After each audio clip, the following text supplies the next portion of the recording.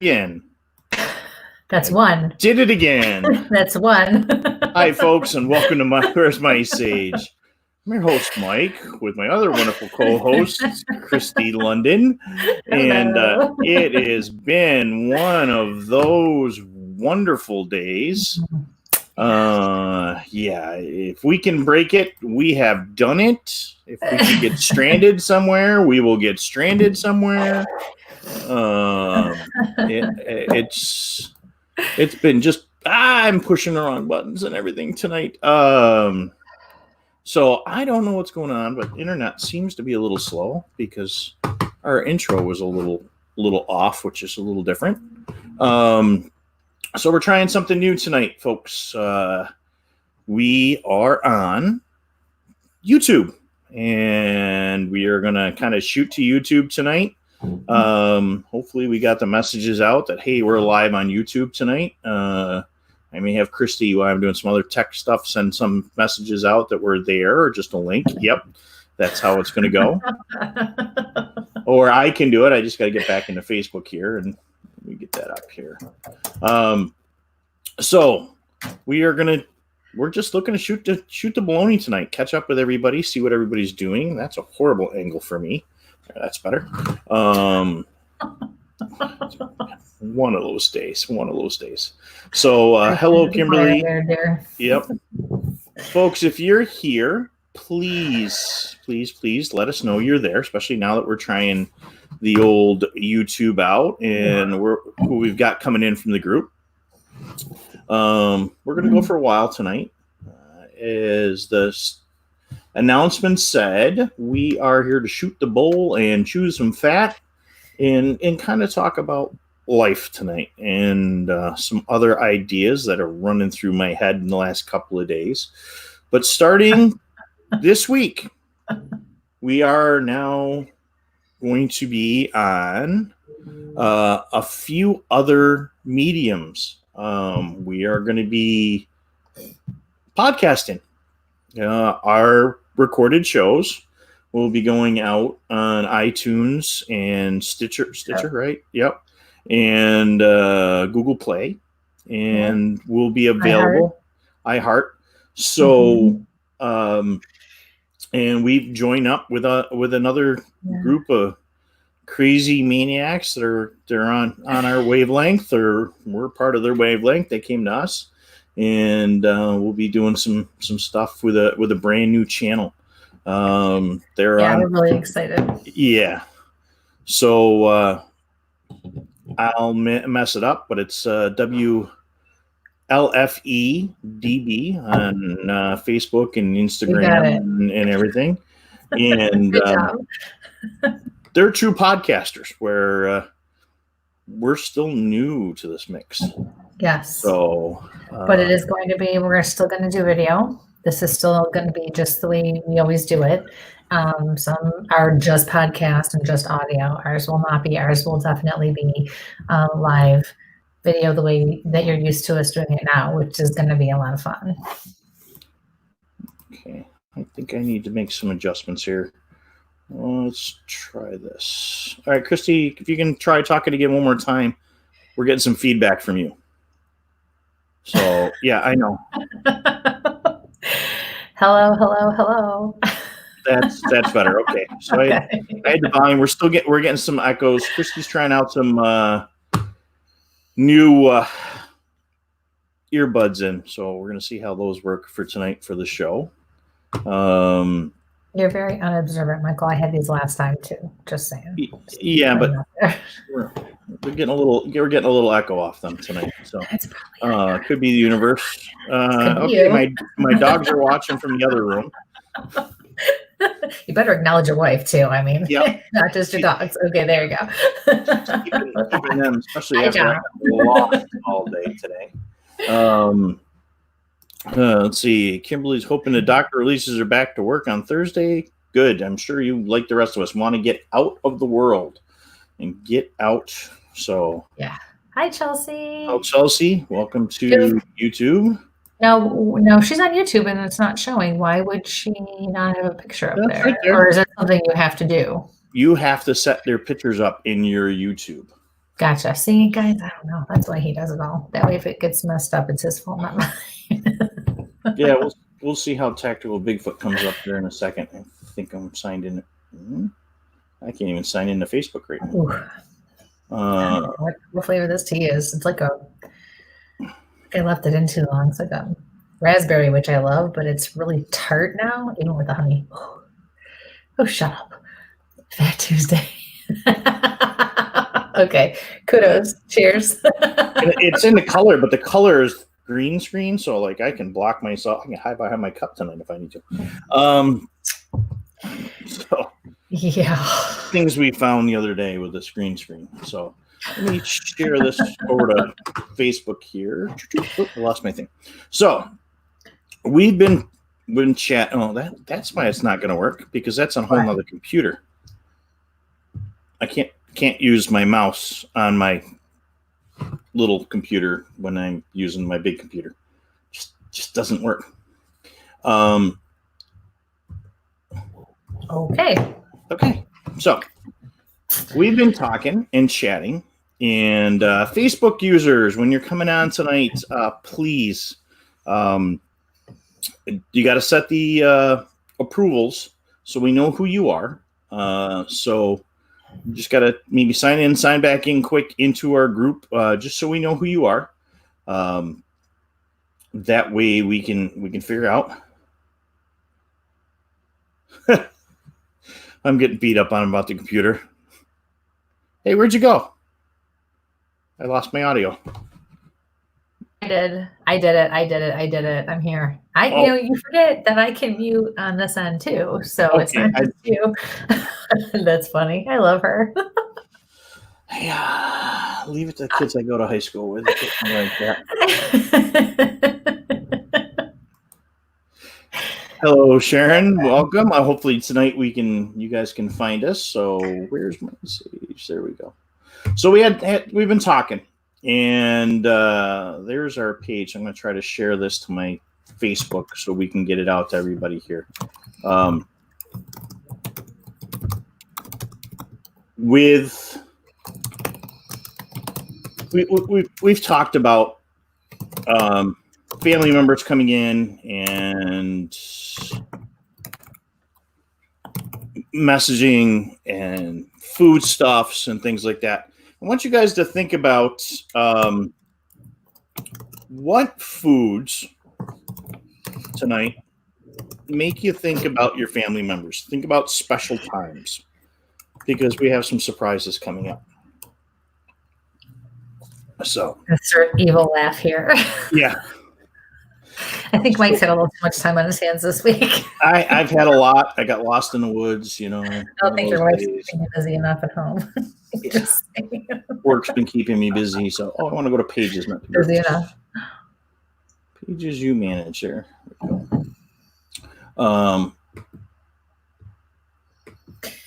Why? There we go. Just send that out.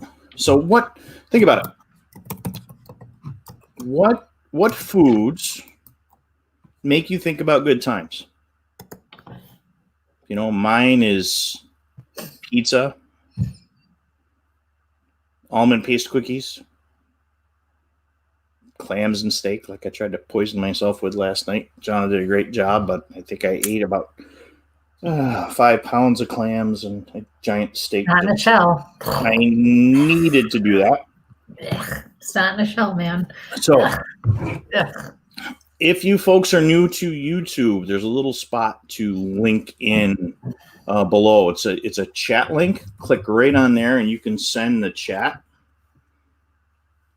So Kristie, what foods might remind you of good times?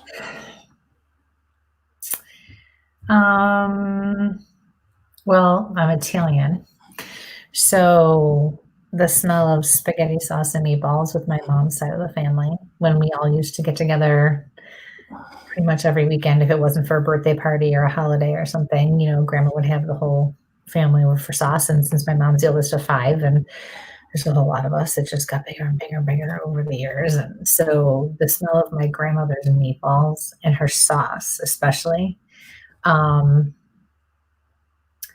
chocolate cream pie, because every year she still does for all the holidays, no matter who hosts. It's chocolate cream, banana cream, and pumpkin homemade whipped cream, not Cool Whip. I like Cool Whip too, but not with the homemade stuff. So we always have that. The smell of dilly beans too. Do you guys know what dilly beans are? They're pickled green beans, fresh from the garden. So that's another thing. Never cared for them, but just the different things that you smell, that you pick up on, the things that stand out during a family meal like that. I'd say on my dad's side of the family, it would be the smell of gravy, the homemade gravy cooking, when my grandmother, who is passed, used to make the gravy, and she taught me how to make gravy, and she really didn't cook. My grandpa actually, it was kind of like a reverse role in that family there. My grandpa did most of the shopping, the cooking, the things like that. My grandma actually worked as well, and then my grandpa, they both did, but he took that role as well. So, but that's one of the things that when we would go there for Thanksgiving, she taught me how to use the giblets, and I don't use those now because I just, I'm good without it. But just the smell of it and the way it was cooking and things like that. So the consistency of it, especially. So yeah. But I can go on and on. Do I look like I don't know how to eat? Okay. Well, it's just we talked about with Easter this week, and just we brought up the sugar cookies last week when we were having our thing, so it's important that I think we really need to get that going. So there's a spot, to add a comment. So let's see if this works. I'm on our YouTube page, so I'm trying to bring it in there. Who is this YouTube? So sauce and fried dough. Do you mean sauce? Who is this? I don't know. YouTuber with the sauce and the fried dough. Yeah, Facebooker. Yeah. Facebooker. Yeah. I have a guess, but I'm not going to go there yet. Oh, okay. My grandma, my mom's mom, she used to, when she would host Christmas Eve and things like that, that was a big night, and it still is. So she used to have like the tiered little, the glass serving dishes, where it's got the 3 levels. And she used to always cut pomegranate. And she always put out the walnuts and the nut mixes and all the traditional things like that as well. I remember watching the older people, and older people, I mean, like, my aunts and uncles who are younger than I am now, and my grandparents, and because back then I come from a very young family on that side. Our generations overlap. But yeah, just that's always stuck out to me too, with the nut mixes and and she always had the nutcrackers there, and my grandpa he still loves all that stuff. So that's so thank God we have friends that can do technology. Oh, so sauce and fried dough. That's my cousin. My mother's cousin. Is your cousin. So again, hi Lauren. Yeah. Usually your family, we have to teach that. And luckily, thank you, Kristie. Kristie helped us out on who it was. Yeah, for her. So Lauren is on my mom. She's my mom's first cousin. She's on my grandfather's side of the family. And so she absolutely knows what I'm talking about. And actually, her parents, they're all in Florida, and my great aunt and uncle are in a facility where they're in 2 different rooms. And it's awesome because Lauren and Jerry and, oh my gosh, I can't believe I'm drawing a blank on my other cousin's name, her sister.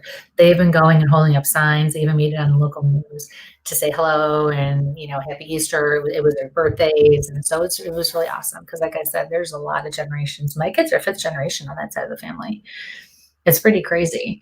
And I still have so many aunts and uncles, great aunts and uncles, and great great aunts and uncles, and it's pretty nuts. So there's a lot of food flying around and a lot of sharing.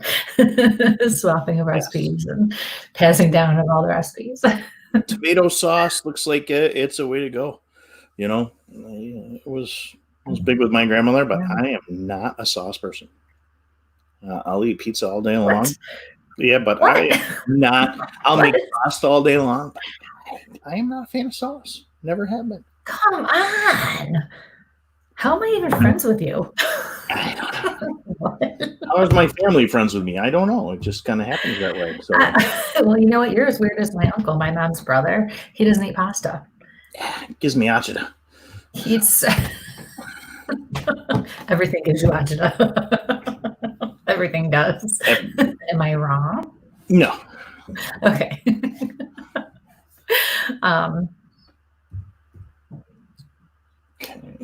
Yep.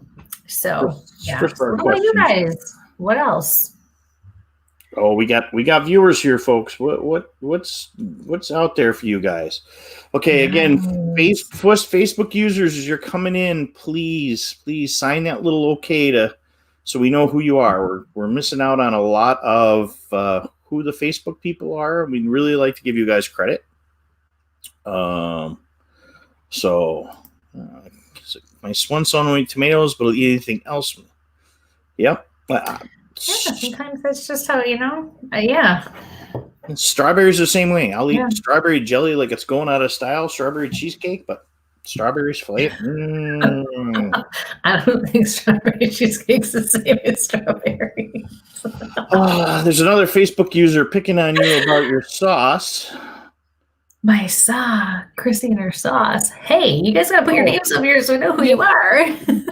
Everybody coming in from Facebook, we're not seeing who you are tonight. Yeah. Polish sausage at Easter, yes. And actually it's funny because, obviously I cooked for Easter this year. And so I gave my family like the choice. Do you want to do traditional ham and whatever, or do you want to do like maybe like turkey dinner, like, because we always go with my sisters or my aunts, and so we never have leftovers like we used to. So I was like, I'll just do like a big dinner and we'll have leftovers. And they were all like, yeah, let's do that. And then of course my oldest daughter says, I want ham. So I made ham as well as an entire Thanksgiving dinner with all the trimmings for 2 days I was cooking. But usually, because my husband is Polish and he actually usually makes sausage part venison, part pork from his hunting excursions from the previous season. And so he has his grandmother's recipes that are still in her handwriting. And so they always usually do that and have it made up. And this year we didn't do it. And I said to him yesterday, I said, holy cripes, we never even crossed my mind this year. I can't believe it. The kapusta and crock pot. I don't eat any of that. But they all like it. So I would have made it, but yeah, no thanks. So our hidden, it's nice having somebody in the audience that's paying attention to who's out there, sneaking things in here, because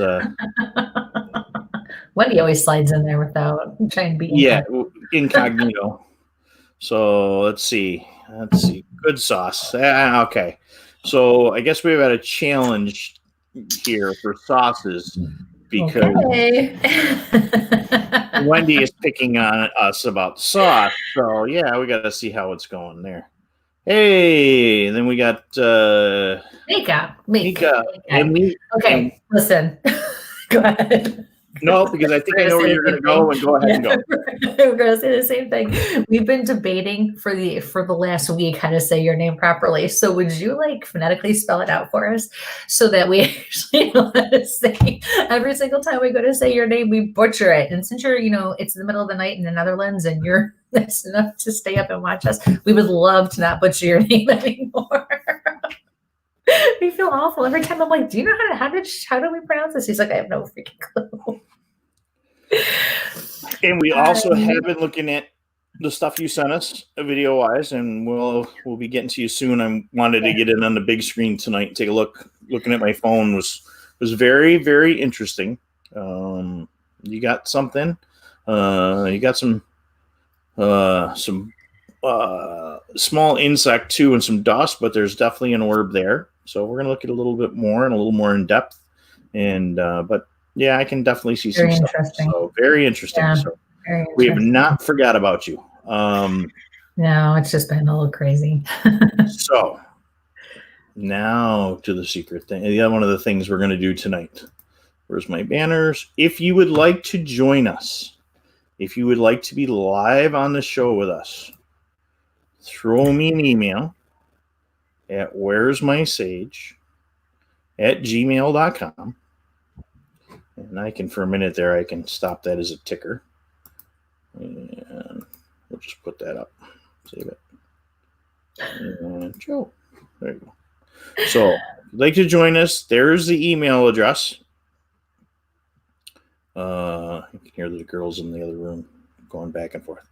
So, throw me an email. I'll be checking those. And do that now. Back to my primary email here. Come on, who wants to come on and shoot the shit with us? Yeah. I'll say it. So, and remember, it's quarantine here. Don't care. We don't care. We're all stuck inside. I had to cut my own. It's still got some spots in the back, some feathers up or something. So our next show, cinnamon apples. That's okay. I got to get back over good. This, you know what? That's what I thought my tea bag was. I love apple cinnamon. Oh my gosh, it's awesome. Oh yeah, I would do that in a heartbeat. Let me come back over here. Hey, I'm missing half the food here. Well, hey, you know what? That's what you get for being distracted, playing with your damn technology like you always do. But that's okay. Oh, it's Michael without the L. Micah? There we go. All right. Hi, Carrie. Hi, Carrie. Thank you, Micah. That's great. Somebody did some Polish sausage in a crock pot for the first time. If you don't know, Facebook user, let us know who you are. I'm sure it's great, though. Sure it was great. The Jelly Other says hello. Hi, Jelly. Who are you? I don't know who Jelly Other is. Let's see. How long have we known each other? How did we get started investigating? That's a good question. We've known each other about a year. Over a year. Hello, pay attention. Yeah, okay, about a little over a year. Year and a half. Yeah. April, yeah, almost like a year and a half now. Wow. Yep. Time's flying. Feels like forever, though. Yeah. So we met at the Hinsdale house on an investigation. Yep. And then we were on a couple other investigations, and we said, hey, let's start doing a show. And we started investigating together, and Kristie wanted to learn about Bigfoot, so we took her on a Bigfoot investigation, and we've done a couple and helped Jack on a couple. And we've done some stuff on our own. We helped out Buffalo Niagara Paranormal, correct? Mm-hmm. I didn't butcher those guys. Tom and Kat. Yep. Oh, and actually, let's give them a plug because Tom messaged me a little while ago and told me that they are going to be live tonight on Paranormal Warehouse after our show is over. They're going to be live from Hinsdale, you guys. So tune in because that's going to be a good show. I'll probably pop my earbuds in and watch that for a while. Yeah. So that's going to be really interesting. Yeah. They've been trying to get there for a while and it hasn't been working out. Everybody's doing live. What? Is there going to be a snowstorm tonight? Don't jinx them. No. The poor guys, every time, the last 3 times I've tried to get there, there's been like a snowstorm and they can't get there and they have to cancel at the last minute. They can finally get there. Hopefully they're already there. This camera is going slow, so I'm going to get rid of it. So I'll be right back. Cinnamon apples. Yes. Cinnamon apples. Yes. I'm not Italian. Is that a good thing or a bad thing? That's a good thing. What's her nationality? What is she? What's her culture background? Oh, Michael. No, because we just did the 23andMe, so it's got all the the changes, so it's all that kind of Northern European, English, that kind of stuff. But for the first 20 years, my wife is what? English and Scottish. Oh my God. Yeah. All right. Even Greg would say Italian and Irish. He would know. He would not flinch. Although he probably couldn't tell you what our wedding anniversary is to this day, but that's okay. So I can do that. Who do you know? Robert Murphy? I do not know Robert Murphy. I'm going to get rid of this other camera here. No, who is that? I don't know. That's not a face I know. You know, I was right. Irish and English. Yeah. And now she's a Viking. Cool. Yeah. Okay. So hang on 1 second. I'm going to get rid of this. Technically, on my dad's side, my last name was Johnson. And so I'm Irish, but I'm also a little bit of English, a little bit of Swedish, a little bit of Welsh. And actually, about 5 or 6 years ago, my dad actually came over out of nowhere, hanging out in the backyard the one day. And he says, oh, by the way, I was talking to my father, who at the time my grandpa was 90, and he's 95 now, says, yeah, just in passing, talking with my father today, mentioned that his mother was from Canada. I said, excuse me? He said, yes. So somewhere along the line, I'm Canadian as well, some way, shape, or form. I said, well, what do you know? And a cousin of mine on the Italian side did do one of those tests, like the 23andMe. I don't know which one it was, but she actually did tell me that we have some Greek in us. We have we're a mosh posh of different. It's not just Italian like we thought, but I think everybody's starting to figure that out and starting to realize there's a lot more to us than we all thought. Yep. But that's better. What are you doing?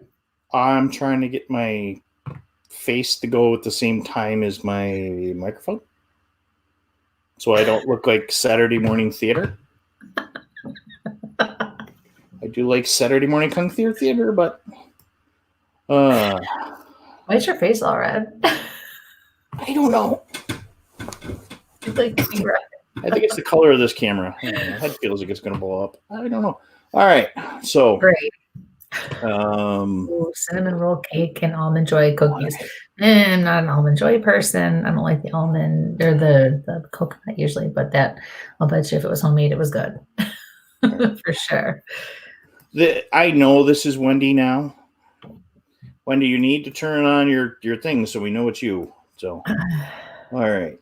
Let's see. Godzilla. What, Sharon? Godzilla. What? Oh, Godzilla. What am I missing? Did I forget? Yeah, because I'm saying Godzilla and then my face is going to show up about the same time. So. Oh, let's see. Do it again. Godzilla.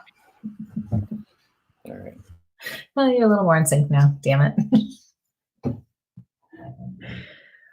Wendy, hey, you're on YouTube. Yes, Wendy, that's why we advertise that we're going on YouTube tonight. I love her.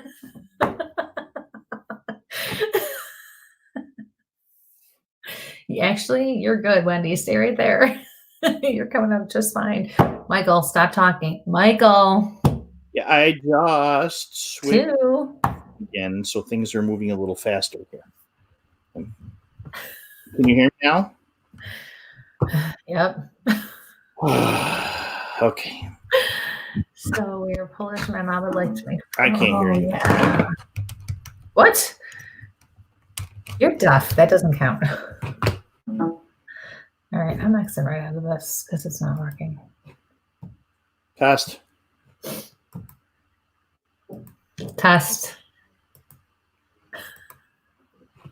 I lost all my stuff. Can you hear me? See, I tell him constantly, stop playing with crap. What does it do? He keeps playing with crap. You heard that though, didn't you?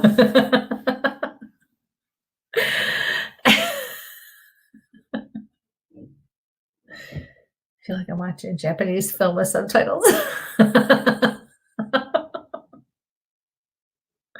Nice.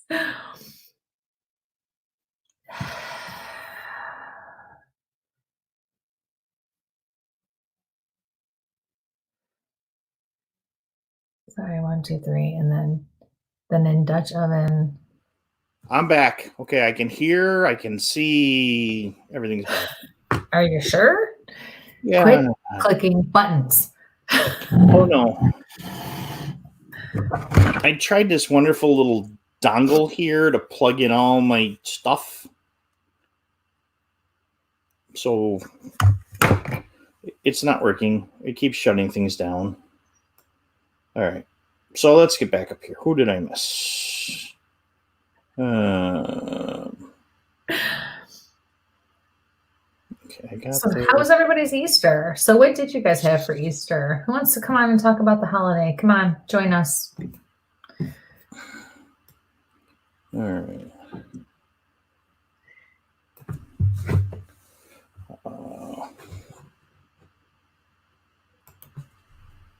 Kim's got us some stuff here.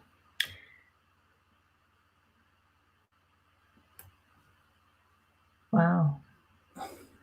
That's quite a mix. Parisian and Dutch. Cool.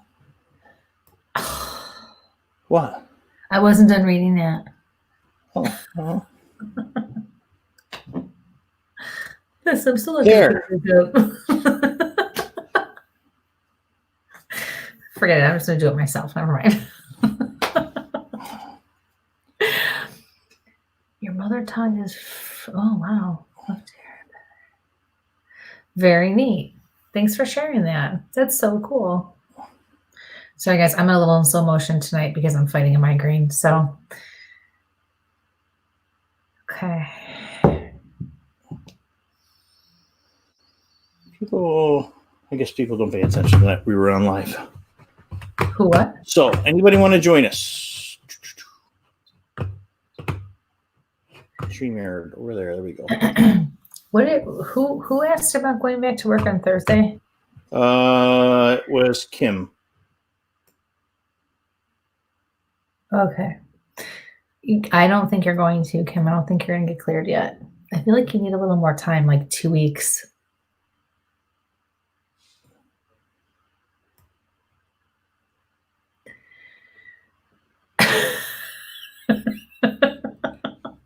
I think somebody just threw a shot at my coffee mug thing every morning. Got rid of some mugs. I'm getting there. Who is that? I'm coming to the end of my collection, just so you guys know, because I only have so much, cupboard space, and so my oldest daughter has a whole ton of mugs that she has put away for when she moves out and gets her own place. So she rotates the cups that go into the cupboard, and she keeps the rest in the basement. And yeah, so Facebook user, we will go find out who you are. That's not too hard for me to look. Just don't shut everything down. Yeah, I won't shut everything down. That's why I have a spare computer. So who wants to join us? You can join us on Where's My Sage? Just send me an email, and I will go ahead and give you a shout. Please share this video. Share our link from YouTube. Again, when we hit 100 subscribers on YouTube, we're going to do a real full reading show, not where we just pepper them in like these, and it'll be a full reading show. Yes. Can't wait. Okay. This must be another one of the lures, I'm thinking. Spent Easter with my sister Chelsea. It was good. We made ham, mashed potatoes, sweet potatoes, cauliflower with cream cheese. And other veggies. Great. Okay, so we need more explanation on the whole cauliflower cream cheese thing. Yeah. you got both of our attention on that one. Yeah. I'm surprised Michelle didn't. Oh, it's Micah. Okay. Hi, Mike. Okay. Okay. No, she just went back. Thanks, Denise. Yeah, she went back to Facebook from right, but she was talking and I didn't know who she was, and I asked whoever it was to tell us because she's not popping up with her name. This was delicious.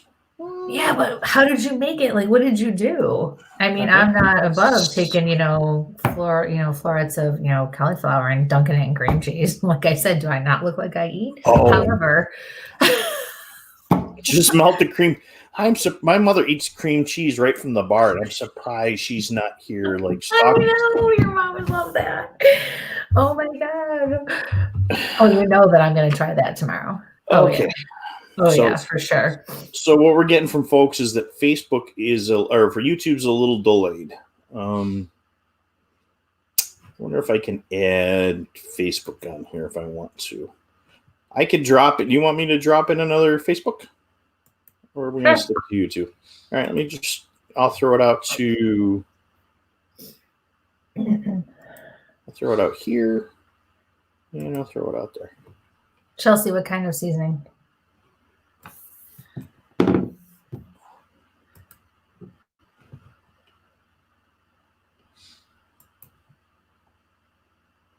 All right.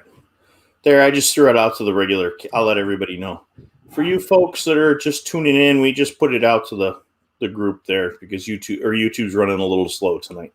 Okay. So if you guys will go and share it, please share it. Let everybody know. I mean, because we're not on Per No More House tonight. We can go as long or as short as we want. So, yeah, Kimberly, I'm so sorry. I hate that. Kim, we're very sorry. I hate that disease. That's an awful more than anything. I lost a very close friend last year to that stuff, and somebody I went to college with and trained, and it was rough. So yeah, my condolences to you.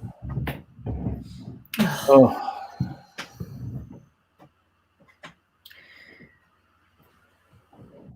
Kim, prayers to you. Just keep on going. Folks that are coming in on Facebook, please set the okay so we know who you are. There's a little pop up on. So wait a second. Hey, you're shooting me here. You're so pushy. I will use my name when I write something. It starts with an M from mug. Really? I'm gonna go stalk that person down. Sick of Mike. We have ways. I have ways. Yeah, I'm always stalking the pages. Oh, it's much, but it's running much smoother now. That's interesting. Really? Hi, John. I love you too. That's another cousin from the Italian side of the family. So here's the recipe: cream cheese, small pepper, some garlic. Oh, I'm all into this. Honey, I could think of 10 other things to pour that over, or just spoon it for that matter. I'm thinking right over my nachos. Yes. Oh my God. Yum. My cereal. Oh, jeez. So I make this. It's really simple. This pizza dip. One of the other wives from the base made years and years and years ago at a party. And it's so easy and everybody loves it. It's pizza dip. So you just take cream cheese. I usually use 2 for a 9x13, right? And you just spread it all out. And then you make your pizza sauce. And I find that the Ragu pizza sauce in that small glass jar is the best one for this. So you do that. And I like a lot of sauce. So I usually put 1.5 or 2 on there. Mozzarella cheese. I cut the pepperoni, or I buy the little mini ones. And then you just bake that thing at like 350 or 375 until it is all mushed, like not mushed, but you can see the cream cheese is melted. It's bubbling. It's, oh my God. And you can eat that for days. Like, to put it in the fridge and reheat it, or even just let it sit out and eat it like that, it's just as good. It's horrible with, oh my God, just scoop that with some white corn chips. Oh yeah. Oh yeah. That's one of our go-tos, like during football season, or if it's just like a lazy Sunday or something, we just make a bunch of dips and just, picky food. And hello, Beth. How are you? Nice to see you. So there's your mom. There's Mama. And see what Sean says. Hi, Sean. So let's do a quick set of hellos like that are coming in. So Denise loves your mugs. Thank you. I'm running out. Maybe I have to go buy more. I've got a stack. They're all they have pretty crazy same thing. So Wendy's back. Folks, for like I said again, those folks that are coming on. We had somebody that couldn't get on Mom. Facebook, but yeah. Well, I know that's not you. No, I know. Wait, who is that? Are they talking to your mom, or are they talking to one of my kids? Probably. Again, folks, if you're coming in on Facebook, please click that OK for us so we can see who you are. Kelly, your daughter's going to be fine. There's going to be some bumps in the road. There's going to be some rough patches, but it'll be fine. Yep. Okay. Diet and exercise. Hi, Sue. Hello, Terry. Hello. So for those folks tuning in, because we were going to try to go strictly to YouTube tonight, but for some reason YouTube's running a little slow. We are shooting a baloney, shooting a bull, chewing a fat. You wouldn't. I had a great picture of a buffalo in the water, but somebody didn't like my picture, so I tried to use it. You took it down. Okay, I tried to use it. I had it there. You took it down. Yeah, I was using it in place of his picture with his name next to it, but I tried to use it. Yeah. So just saying. Ted, Teddy's on. Yeah. You missed it. We were just talking about your radio station. Yes. Hello, Ted. Yes. We let everybody know we are now part of the family. Yes. And this will be a little crazy tonight, but okay. So what we're talking about is boy, my English is horrible tonight. If there is I got really close to making chili on air tonight. And we're talking about foods that make you remember a special time with family or friends. Those holiday meals, just cooking with grandma or an aunt or uncle. Like last night, we sat and we steamed some clams. It reminded me of spending time with my grandfather. And I've got one knife that's in my special collection that was his military knife, but I use it as my clam knife. That's what I use for my clam bakes because it works great for cracking lobsters or pulling clams. Lobster, crab. We're good with that. Who is it? Which one? Which one? Oh, hey, Brian.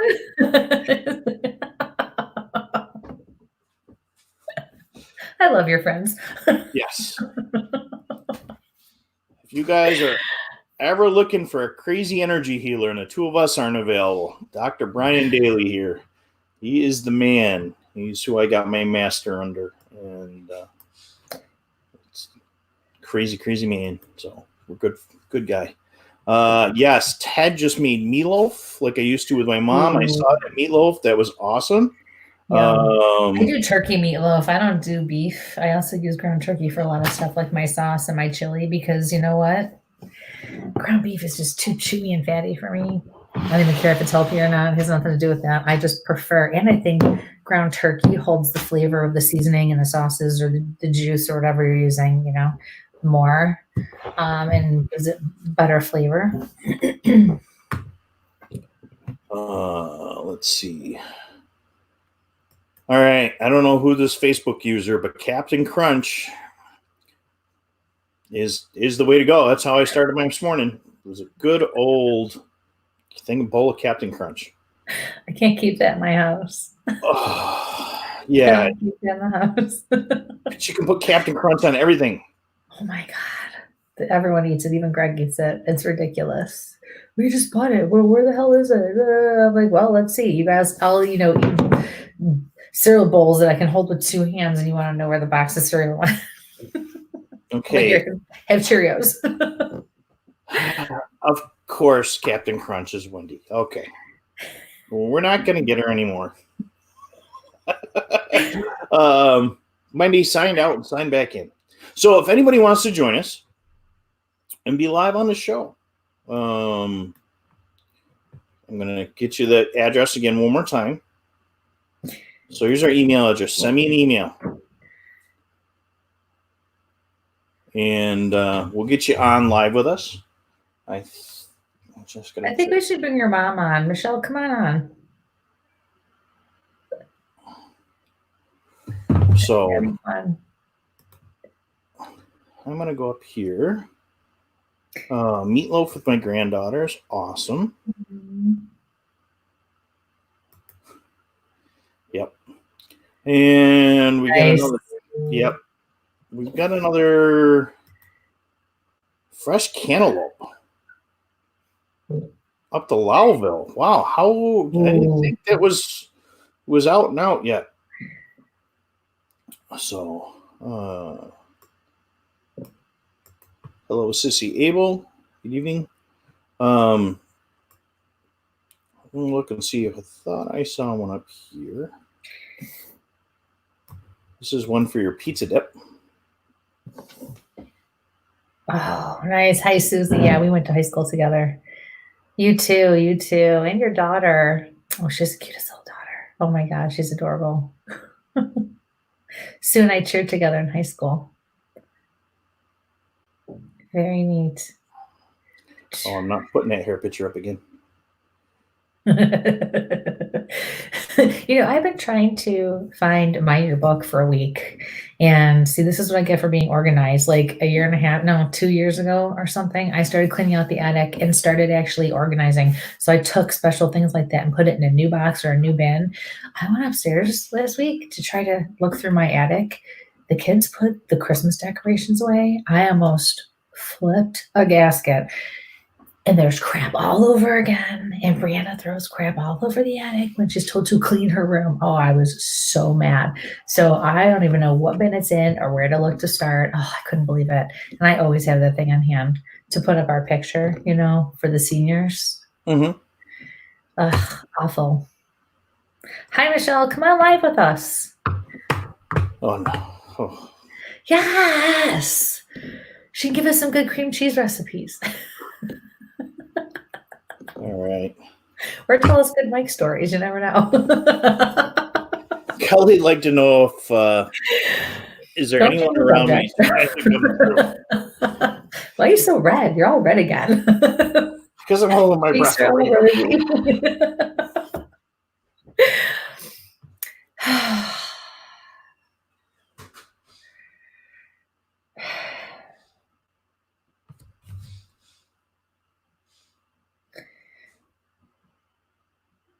Kelly, your spirit guides are just telling me that they are with you and they're going to walk you through this.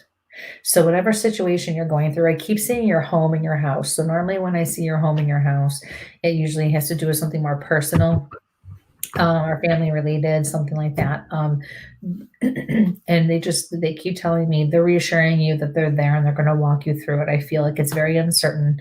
I feel like it's very confusing. I feel like this is almost uncharted territory or uncharted water for you.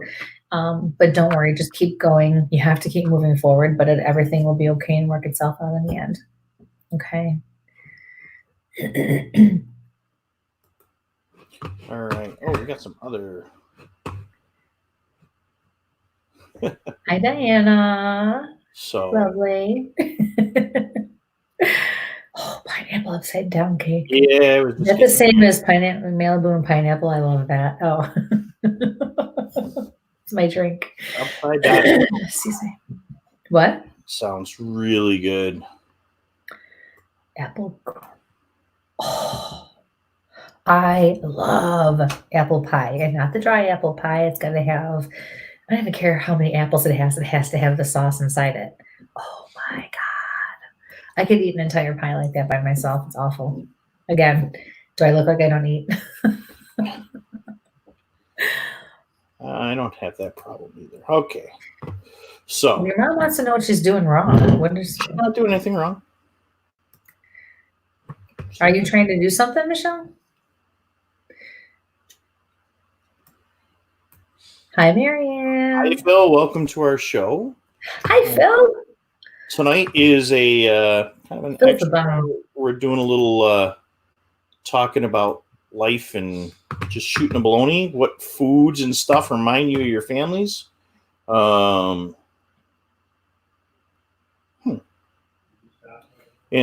we kind of opened this up tonight. If you'd like to join us in studio, you can send me an email at where'smysage@gmail.com. So we're kind of going through and taking a look. There might be a little cooking with Mike corner coming up soon too. Not tonight, because I didn't get the camera set up all the way like I should have. Somebody got stuck outside. Just saying. That was cool though. Another one for pineapple upside down cake. Oh. Kim, you know how to get a hold of me. And actually, for anybody who's interested, I do private readings, and I am still working. I am still just working from home. So if you are interested in scheduling a reading, we can absolutely do that. We can do a video chat just like this, or we can do a regular phone call. I actually also offer internet questions where you can just list out some questions and I will answer them within a couple of days. So that's usually for people who just have pretty straightforward questions that need specific answers, not long, drawn out type situation. But you can absolutely just text me or call me and we'll definitely get it set up. Okay, for sure. I'm going to post that right now for you, Kristie, because we do get that question quite a bit, and that's the best way to go ahead and reach out to do that. You can email me if you find my email or I have my email already. You can, message me through my business page, but just call me or text me. It's really the easiest and most direct way to get a hold of me. We'll get it taken care of. And, guys, I can do parties like that too. And actually, I just booked for Friday night a virtual party. And I have not done it this way yet, though. The woman the hostess of the party is going to send me a link to Zoom. And these are going to be private readings. And because you can't be in the chat or hear what's going on when I'm doing a private reading. So they're all going to come and go in and out of the session and only come on live one-on-one with me one at a time. It's pretty cool. I've done it where, people have been able to have a party at the house, but they're in a different state. So I sit in front of my computer and, they would set me up on run the feed through from computer to the TV. And then one by one, the person would come in for a reading in the room alone with me while, parties going on somewhere else in the house. So this will be a little different for me to do, which is going to be kind of neat. I've also done readings with people in different states. The programs we have now, we can bring a bunch of people at one time together. So it's pretty cool. So we still have options. We can still party and have some fun and do some things. So definitely if you're, interested or you're not quite sure, call me. We'll chat about it and see what's going on with that. Okay. I'm hearing Dodo. I'm seeing Dodo. Yes, apple pie. Definitely you should be making some apple pie. Oh, yeah. And there's a special Captain Morgan's apple pie that's really good too. My mom's apple crisp. That's one of my favorite things. And actually my kids made that for me for my birthday. I didn't want cake. I wanted apple crisp. Delicious. It was great. So that's another thing that I remember. This sounds pretty good too. German ring cake with pudding. Oh yeah. That sounds really good. Yeah, it does. Anything with pudding.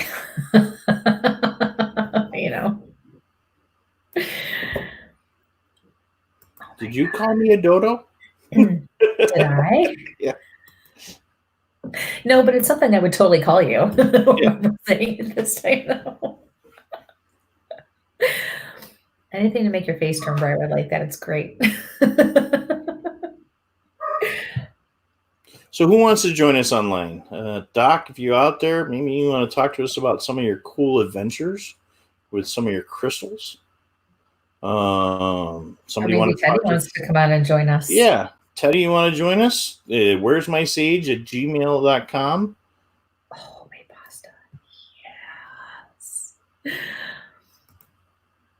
Whipping pudding and butter together. Huh. Oh my God.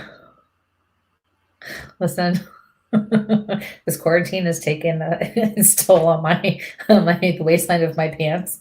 I can't take any more ideas on, or otherwise I'm going to be in big trouble by the time I have to go in public again. Somebody's mac and cheese. Homemade pasta. I really came close to making some pasta tonight. You mentioned that. And you did. I think you're going to have to try. Yeah. I think that'll be coming up soon. Yeah. No sauce, though. Butter, right? Butter and salt. Mm-hmm. Olive oil. Cheesecake. Yeah. Yes, cheesecake. I don't know, 2 hours. I could whip it up, put it in the oven, and we could have it at the. You're not going to have it at the end. We're going to have to ship it to somebody.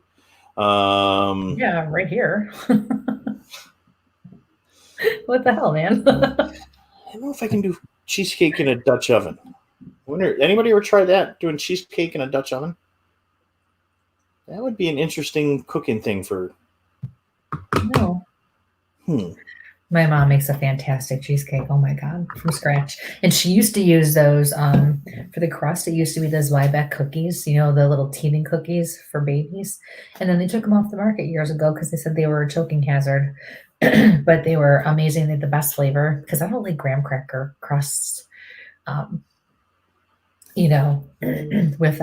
I don't like the sweet of the graham cracker with all that. This was just perfect. It wasn't too sweet. It wasn't. But I'm gonna go up here and send Teddy a invite. Awesome. Copy that clipboard. Close that. Really, what, Jonna? I don't know what she's responding to. I'm thinking it might have been one of the camping trips or something like that her mother tried it, or she did. I can't. Oh no, we did some sort of crazy cheesecake. I just don't think it's my. She's saying really you don't remember you did something like that, and you're saying you had no idea. So she's calling you out. That's what she's doing. Yeah, but my brain, Yeah. All right. But see, I can make cheesecake. It's there. Really? So. Well, then you know what? I think he's going to have to prove. We'll see. All right. But then again, with your history of cream cheese, I have no doubt he probably had a good teacher. So. Actually, it's from the Firehouse Cookbook. Hi, Sarah. So, cheesecake in an Instapot. Huh. I thought about that. I don't even know anything. I missed something. I don't know what she's saying. She wants to do a cheesecake in an Instapot. No. Jonna said Mike making anything. Really, Mike making anything. Is it a good thing? Mike can make anything? Is that what you're saying? No, because I might be coming to your house for dinner. This is all over.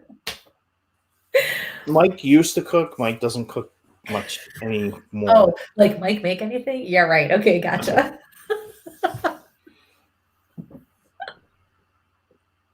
Okay, that's sorry. You don't tell an accountant how to cook, and when you have a chef that's there, yeah. So and there's 100%. My saving grace just came in. So sorry. Yes. I'm with her on this All one. Right. I'm asking for help. Hello, Teddy. How are you tonight? Hi, guys. Okay, how are you? So let me get rid of some of these banners here. And welcome Ted Vanson from Paranormal Talk Radio. Yes. And Paratalk Radio. Paratalk. Yeah, get it right. How long have I known you? Yeah, too long. Too long. Yeah, too long. I love Kristie. She laughs all the time. Yes. Aww, thank you. Yeah, it's I laugh when I'm nervous. I laugh when I'm happy. I laugh when I'm mad. I laugh when I'm. Do you laugh when you have to go pee too? I do, because I go so freaking much. It's ridiculous. Just a little pee came out. Just a little. Couple drops. Shut up, Ted. moving on. So is this too bright? Is this too bright? It's different. You got a new background there. So no, hold on. Let me fix some things for you. Yeah, all right. So I did this just for you, Mike. Oh, thank you. I was gonna say it looked different from the other day. He's got camo going to this time.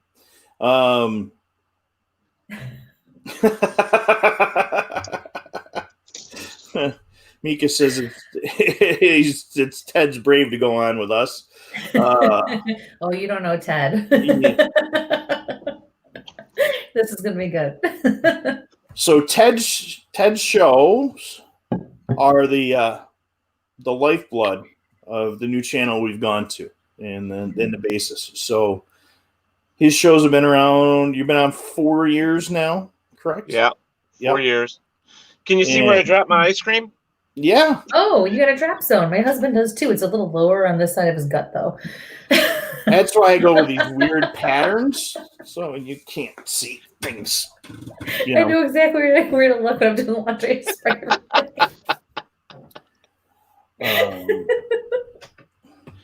It's so funny. I'm moving my camera on my monitor because I'm working on the WLFE stuff, and my camera's on my phone. So I'm like, how come it's not moving? How come it's not moving? What's my name? Kristie. It's all fixed. It's all fixed. I swear it's all fixed. It was so funny. I looked, I was like, what? It looks great, except my name is Kristie. He put Christine by accident. And the only reason I laugh is because I actually got into a fight with a lady years ago. When one of my older kids was born, she called me about my name on the birth certificate. And she actually was like, yeah, I'm just calling because I need your name. And I said, okay, it's Kristie. I'm surprised it's not on there, but there it is, And she was like, no, honey, your name. I said, Kristie. Like, okay, maybe I said it wrong, or maybe she didn't understand. She's like, no. And she got very aggravated with me. She was like, no, I need your given name for the birth certificate. I said, that is my given name for the birth certificate. She says, no, Kristie's short for something. I said, no, it's not. I said, my parents' phone number? My dad named me. You want his phone number? She could not believe that was my name. Right? Everybody knows better. I was like, listen, I was still in the hospital too. I said, listen, man, I just had a baby. You really want to go there with me right now? You don't want to go there. That is my given name. Mike, my next step is a green screen. Nice. Cool. Very nice. I like your other one too, though. The one you had up the other night. That was good. Yeah. I got so much slack about that other one that I took it down. So nobody liked it. So I liked it. I'm like, okay, so I put this up instead, and I'm just like, whatever. Too much bathroom humor. Yeah, too much bathroom humor. Terrible, Mike. Nice. We were friends once. I don't know what happened, but we were friends once. Oh my God! Yeah, I think what I think I'm the one who's brave going in these guys. Oh yeah. I love that you guys are talking about food, because what better than a fat boy to be on your show to talk about food? And that meatloaf looked awesome tonight. Did you make that for your parents, or just? I made it for scratch for my parents tonight. I went out to Tops and I got 3 1.5 pound burger things, and I dumped it in a big glass pot, and I just started mixing. I put in Parmesan cheese and mozzarella cheese and cheddar cheese and fresh onions and garlic and tomato paste, and just started, squishing it together, and then threw it in the oven. And just before you let it bake for a little bit, and then you bring it back out and you sprinkle the nice cheese on the top to finish it off, and then you melt it and you throw it back in. And I usually put some more garlic and chunks of garlic and stuff on the top, bring it out, slice it up, and oh my God. I ate 2 big scoops of it. That sounds really good. And Mom let you have some ice cream, huh? Well, all the ice cream. Well, see, I buy the food right now, so I buy what I want too. I buy like 90% their stuff and then 10% my hidden stuff. Hey, I do that too. It's like my M&M stash. It's like, no, these are in here with me. I don't have any. Oh, Jesus, Mike. My teammate brought these to me when I went looking. When everybody did the raids on all the food for the toilet paper, I cut down the aisle at Walmart in Canandaigua, and I looked at the candy stuff because all the Easter stuff was up, so I was paying attention. And all of a sudden, I'm looking, and like the only thing missing off the candy aisle was the peanut and M&Ms. They were like gone. And then so we tried different stores for the toilet paper and paper towel, and we went into like Big Lots, and like all the peanut M&Ms were missing except for like one little teeny tiny micro pack. So my boys saw me complain about not having M&Ms. So. Well, see, M&Ms were my second choice because I'm actually a Reese's peanut butter cup guy. And unfortunately, they were all out. Like, you go in and everybody's talking about toilet paper. There isn't any toilet paper, paper towels, Kleenex, all that stuff. I went in for one thing, peanut butter cups. I had toilet paper. I had all that stuff. Not one peanut butter cup in that damn store. Really? Yeah, so I ended up getting M&Ms. I'm sorry, you had to settle. Oh, he just got. Which one's those the peanut butter ones? No, fudge brownie. These are the fudge brownie ones. Are they good? Wait, that's not open yet. Have you tried it? I don't like them. You just made a mess. We're all over the floor now. Rich. Yeah, they're not peanut. I think I had some jalapeno ones or something. Them too. Oh, well, you can do brownie. Like we did a thing with Talk with Teddy on my other podcast, and we were talking about the jelly beans that they had on Harry Potter that tasted like frog and vomit and all that other stuff, and we filled up a whole hour with just that crap. I mean, but they have them that are butter flavored jelly beans. They have them that taste like I don't know, cockroaches or something. I don't know. It's like, who invents these flavors? I mean, do you really want to taste something that tastes like vomit? I don't know, the sweat off a frog. I don't want to taste it. No. Cadbury eggs. Yeah, I flipped out the other day. I was looking for Cadbury eggs, and luckily there were a couple in the house. So we have them over here. The Easter Bunny brought them here. Haha. Kristie, it's vanilla. It's French vanilla ice cream, bananas, hot fudge or chocolate sauce, and peanut butter sauce. Peanut butter. That's all you need. All you need. That was quite the combination you had going on there the other night. Yeah. You guys were talking about coming over to WLFE. We just you guys are with us now, and we are hopefully. I'll know here, hopefully within the next 24 hours, we'll be bringing over another show as well. And one of the shows that we used to have is coming back. So we're adding shows as we go along, and we're doing about one a week right now, which is great. And I'm glad you guys are on board. It's going to be awesome. Yes, we're excited. We're excited. This is going to be good. Excited. M&M's are going to be on here. And thank you, Mike. Yeah. Thank you. Thank you for telling me that, I could do stuff with these, like bring in the photos and all this stuff. Well, believe it or not, I have been able to make 30-second intros and outros with sound and moving figures, and GIFs. I have got some stuff that I didn't know I was able to do on here, but you can create even your intro with your music for 30 seconds and have a countdown in the corner where it says 10, 9, 8, 7, 6, 5, 4, 3, 2, 1. There's all this stuff that you can do on this. And I even get the letters and the pictures to bounce into the frame and all that other stuff. It's like that's what I've been working on. Awesome. Yeah, you don't mess around, man. I couldn't believe how fast you had that stuff up. I was like, it would have been better as long as I had your name. Our buddy's here with us. Oh, hey, how are you? Hey, buddy. Nice. Yep. Nice. So tell us about the things that you do, and tell us about, your shows. Ted is also the creator, founder, head of the Rochester Winter Parafest that we were just at.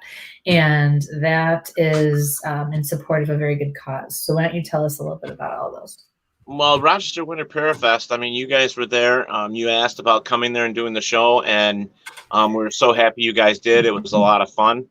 And we made you the official podcast for that event now. It was just impossible. Everybody kept saying, how come Paratalk Radio isn't doing it? It's like, I'm running the event, and there's no way I can do that and all of that with it. This year was the first year we locked up with VOC, which is a Veterans Outreach Center of Rochester.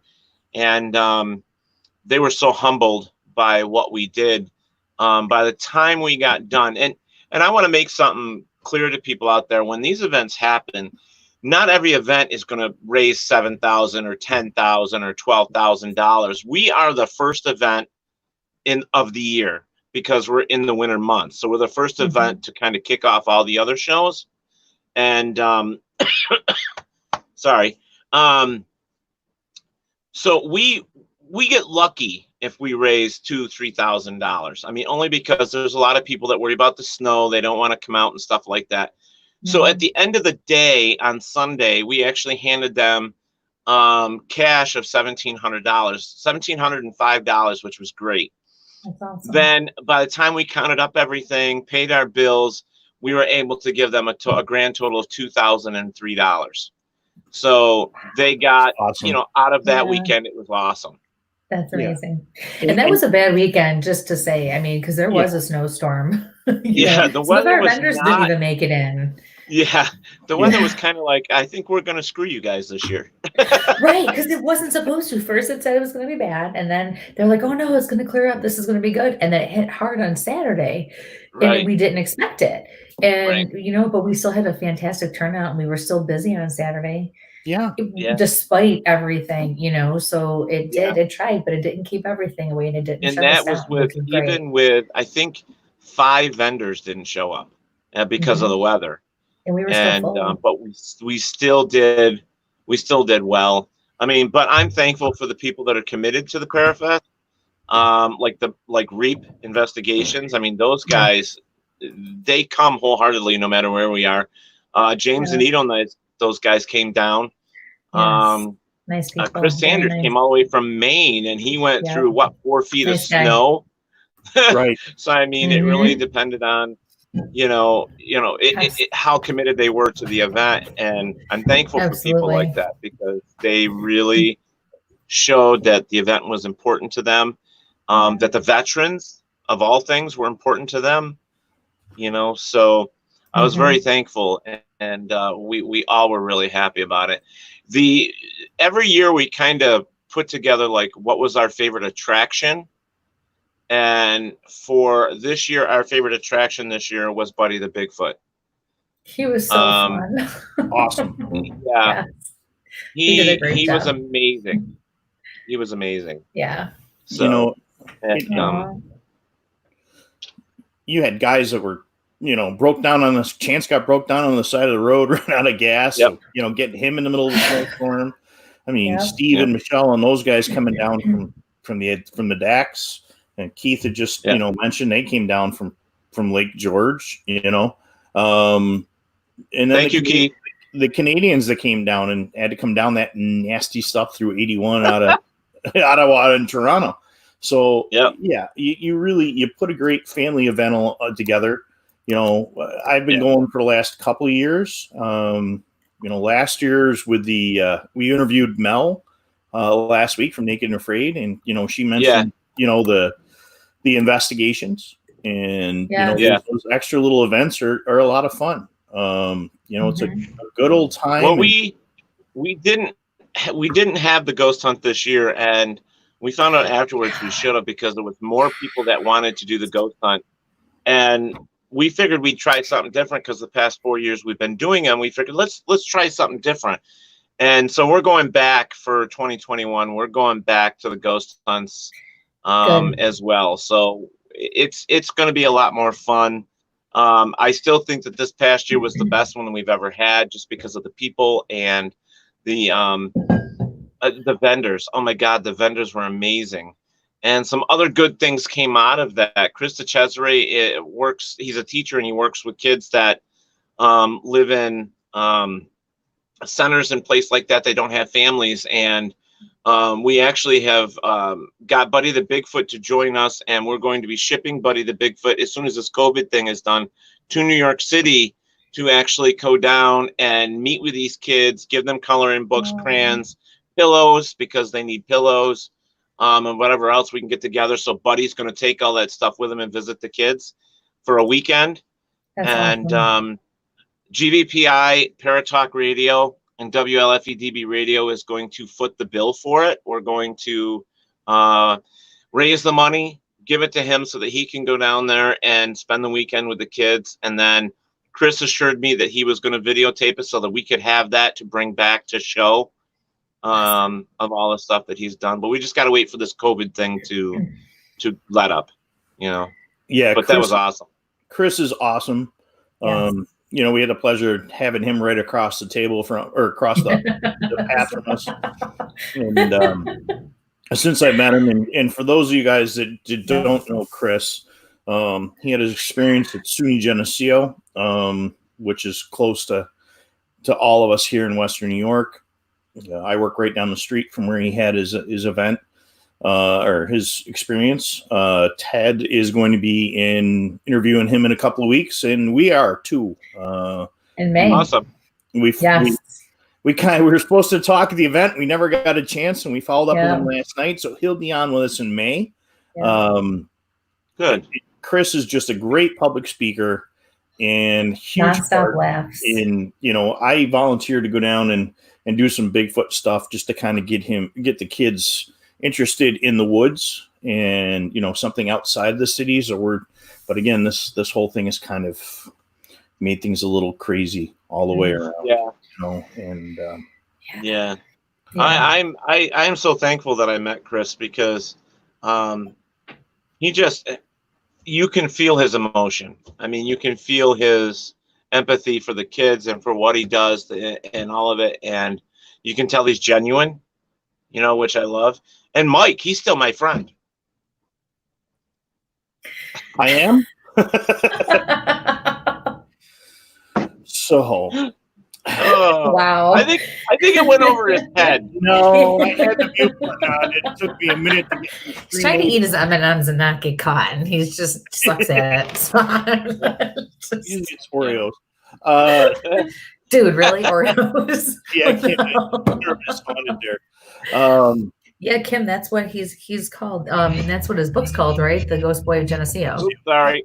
It's okay. Hello, Ruth, for joining us.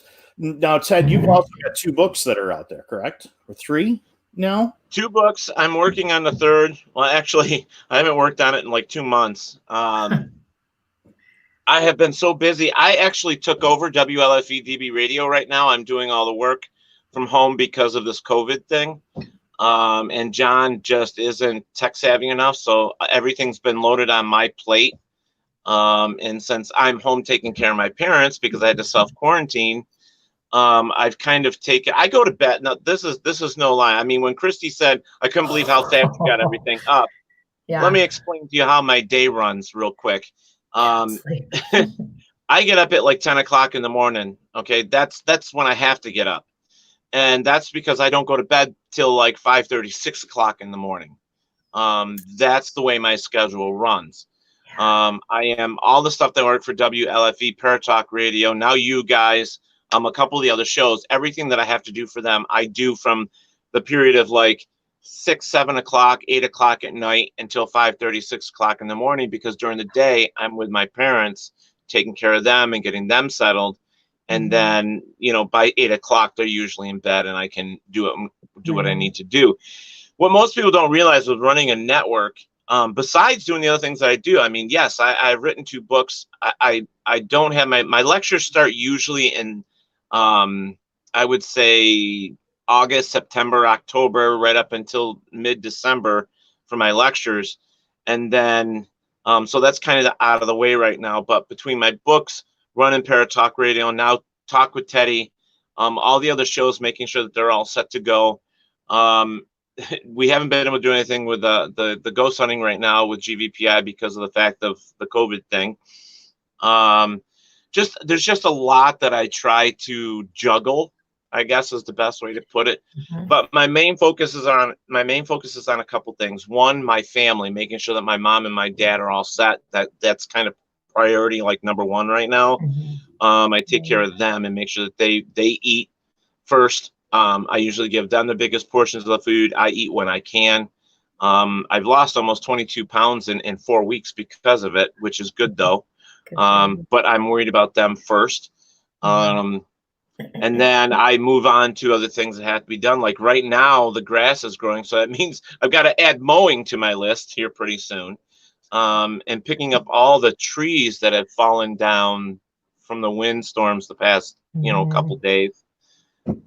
There's just a lot that goes on. I think when you're stuck home, you don't realize how much you actually do until you're there going, how did I have time to do this before? Because I was always on the go. I was always here. I was always there. And now I'm kind of like, I feel like I'm behind, and I haven't seen my godson in a few days. And normally I'm there every day.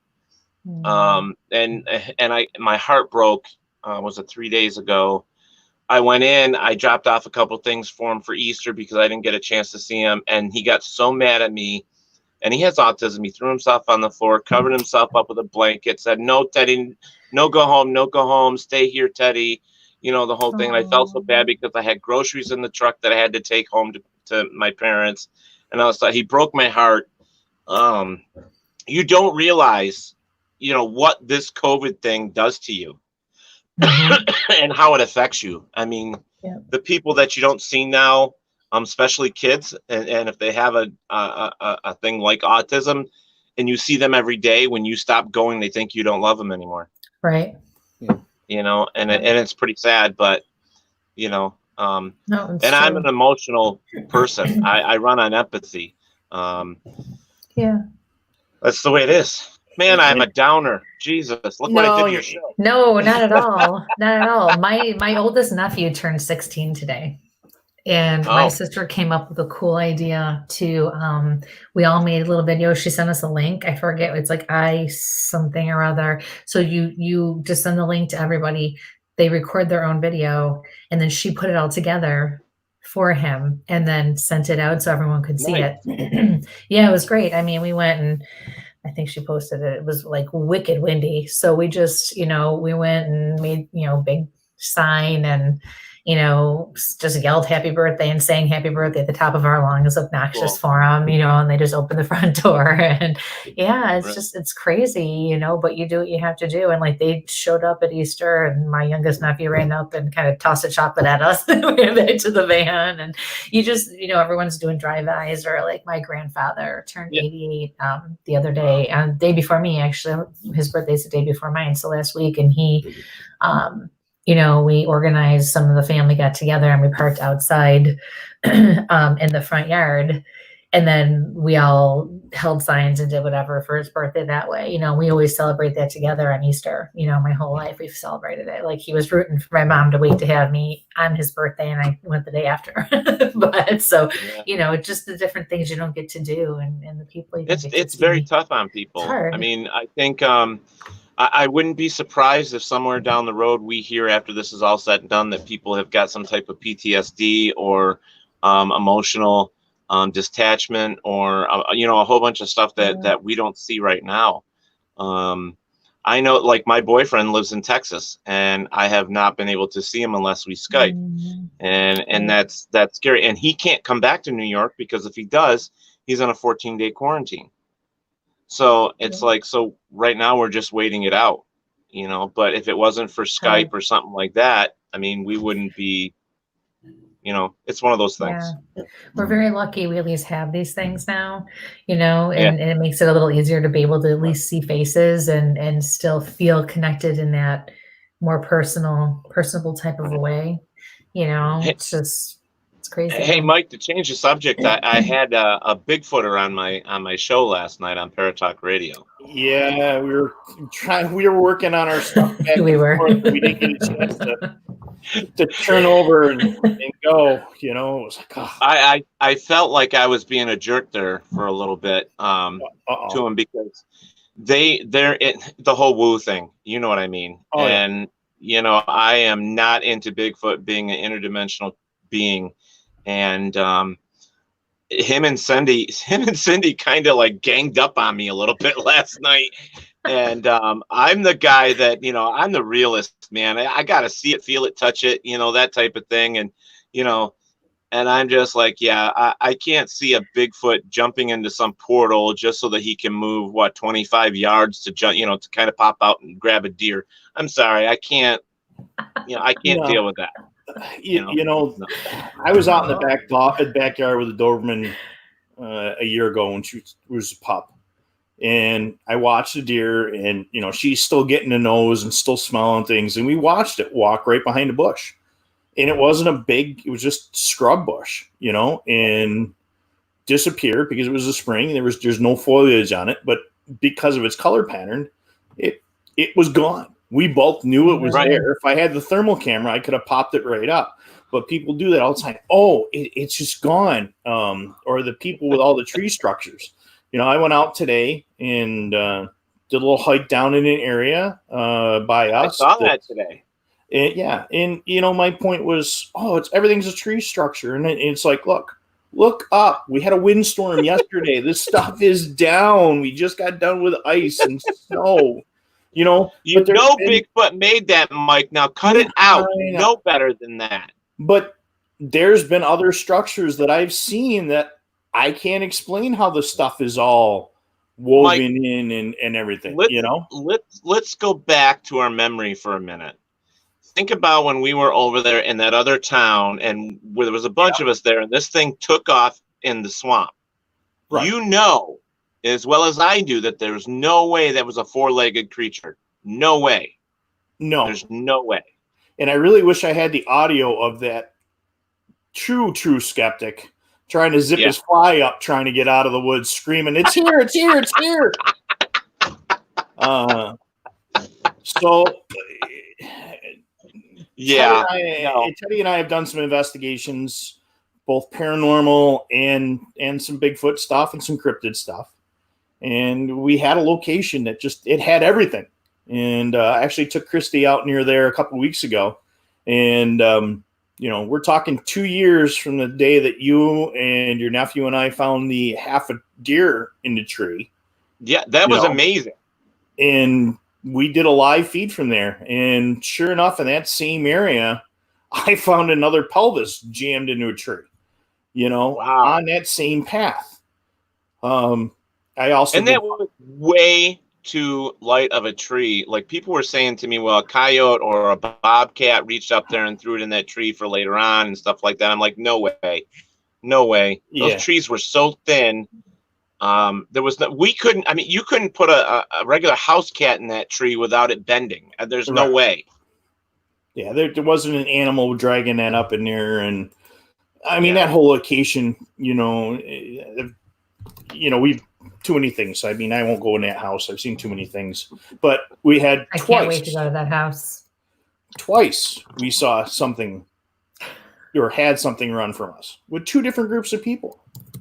Mm-hmm. And people that, they wouldn't, because of their jobs and stuff like that, probably wouldn't come forward. But, like I said, that one running out of the woods, just like, oh my goodness, it's there, and then grab the phone and call calls and say, hey, it's something here. Mm-hmm. And that just every sense that I had went off, and it was different. I tried rationally to think about what we heard and saw, and everybody's reactions. I was trying to populate all this as quick as possible, and then be rational and think, okay, what could have this been? What would have? It was too heavy, obviously, to be a deer, and it was not four legs. It was definitely bipedal, as far as I'm concerned. Yep. But could it have been a farmer? Could it have been somebody out in the woods like we were? Obviously, yes, it could have been. But running through that swamp where there's rattlesnakes, I mean, unless they're familiar with that area, I don't know. I mean, there's a lot of things you have to think about. Too heavy. It was just that's one of those ones I chalk up to you know.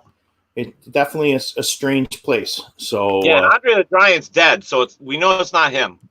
Yeah, and like I said, I know somebody that's been at that house and seen something face to face. You know, and well, it's you know me though, Mike. I'm very skeptical on stuff until I can see it myself and all that other stuff. And evidence. I go through my evidence diligently.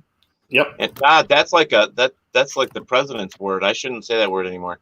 Anyways, I think with people, especially in this field, you're going to see a couple shifts happening in the paranormal field.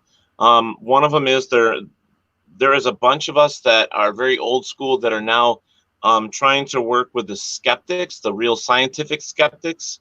Yep. And we're starting to do some real experiments and things that we can't control or we can't find a way to control, we're actually leaving to the side right now. I think it's time that we start advancing instead of like just believing in stuff we have no proof on. And I think eventually Bigfoot's going to be the same way, to be honest with you. I think there's going to be people out there in the field really starting to stop believing the woo stuff and start collecting as much real evidence as they can if it's out there.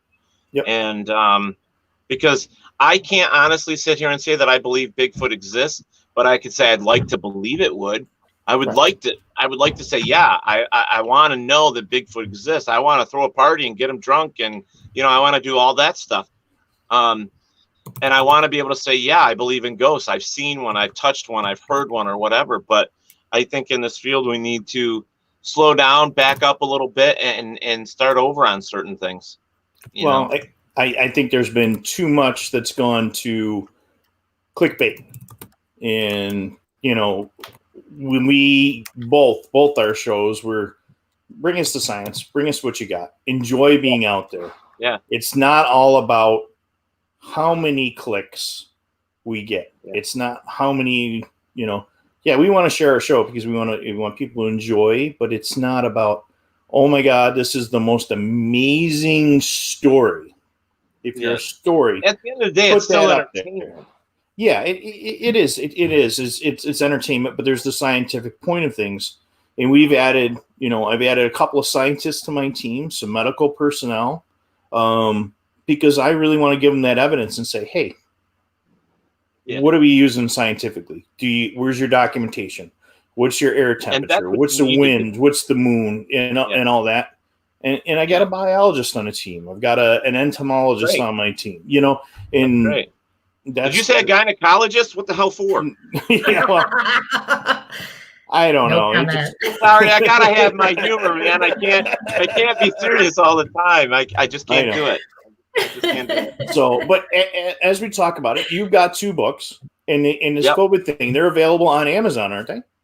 They're available on Amazon, and they're also available on my website, which is paratalkradio.com. You can find it there. You can find it on Barnes & Noble.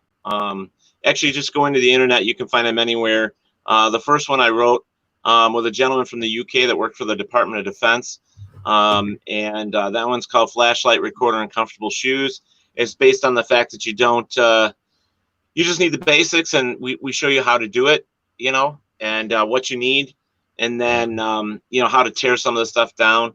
Then the second one is Think Outside the Paranormal Box, and what that is kind of my ideas and the things that I've been using over the years for old school paranormal. And also it kind of gives you the underlining fact that you don't need to go spend $500 on a ghost box, or even $69 on a K2. There are things that are in your home, in your closet, in your dresser drawers. I can show you how to think outside the paranormal box and use the tools that you have in your home. And I kind of put some of that stuff in that book, as well as some ideas for new ways to do your research and to try and collect evidence. Now, I started the third book, and it was basically going to be like the little black book of the paranormal, meaning there's a lot of people in this field that go out there, and whether it's Bigfoot, or cryptids, or ghost hunting, or whatever you do, there are certain words associated with this field that you have to have knowledge about because of what they represent. So, certain words like what is a parabolic listening device? Some people don't know what it is. So I would put that in there. If you ever hear this word, that's what that is. What is EMF? Okay, so I would make a description. I would put in different definitions from different dictionaries, like your Webster dictionary, or so on and so forth down the line. So it's kind of like just a quick reference book. It's like, hey, I've never heard of this before. What is it? And then it gives you the description. But I've actually been toying with leaving that book on the shelf for a little bit, and actually moved to a fourth book. So the fourth might come out before the third.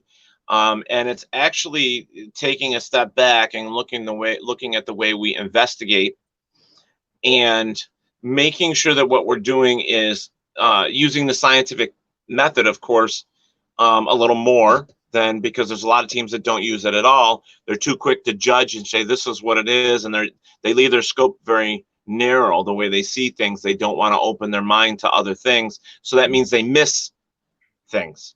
And that's one thing in this field you don't want to do. You want to have what I call arrows. And arrows are directions. They're things that open up, okay, that will point you to another thing. So if you can't find an understanding here, there's an arrow that shows up over here. So go over here and look at where this direction is pointing. And so hopefully with those thoughts and where my plan is, it will help us again with the ones that are more serious in the field that want to open their mind to it, So you're talking strictly paranormal with us? I'm saying within the paranormal field, but let me kind of make let me separate a couple things, because back when I started researching back I've been doing this around 34 years. So when I started doing it, everybody says, oh, I watched In Search Of, I've done this, I've done that. Well, here's the thing. Back then, the only way you could find out about the paranormal, first off, it wasn't called paranormal. It was called the unknown or the supernatural. So back then, you had to go to a library, and you're lucky if you could find a book that said anything about ghosts or whatever, unless it was a fictionary story. So there's a lot of things that you had to read between the lines and kind of take and work with. And you had to develop this stuff on your own. Back then, that was it. I mean, even the Warrens made huge mistakes because they were a part of the forerunning for this.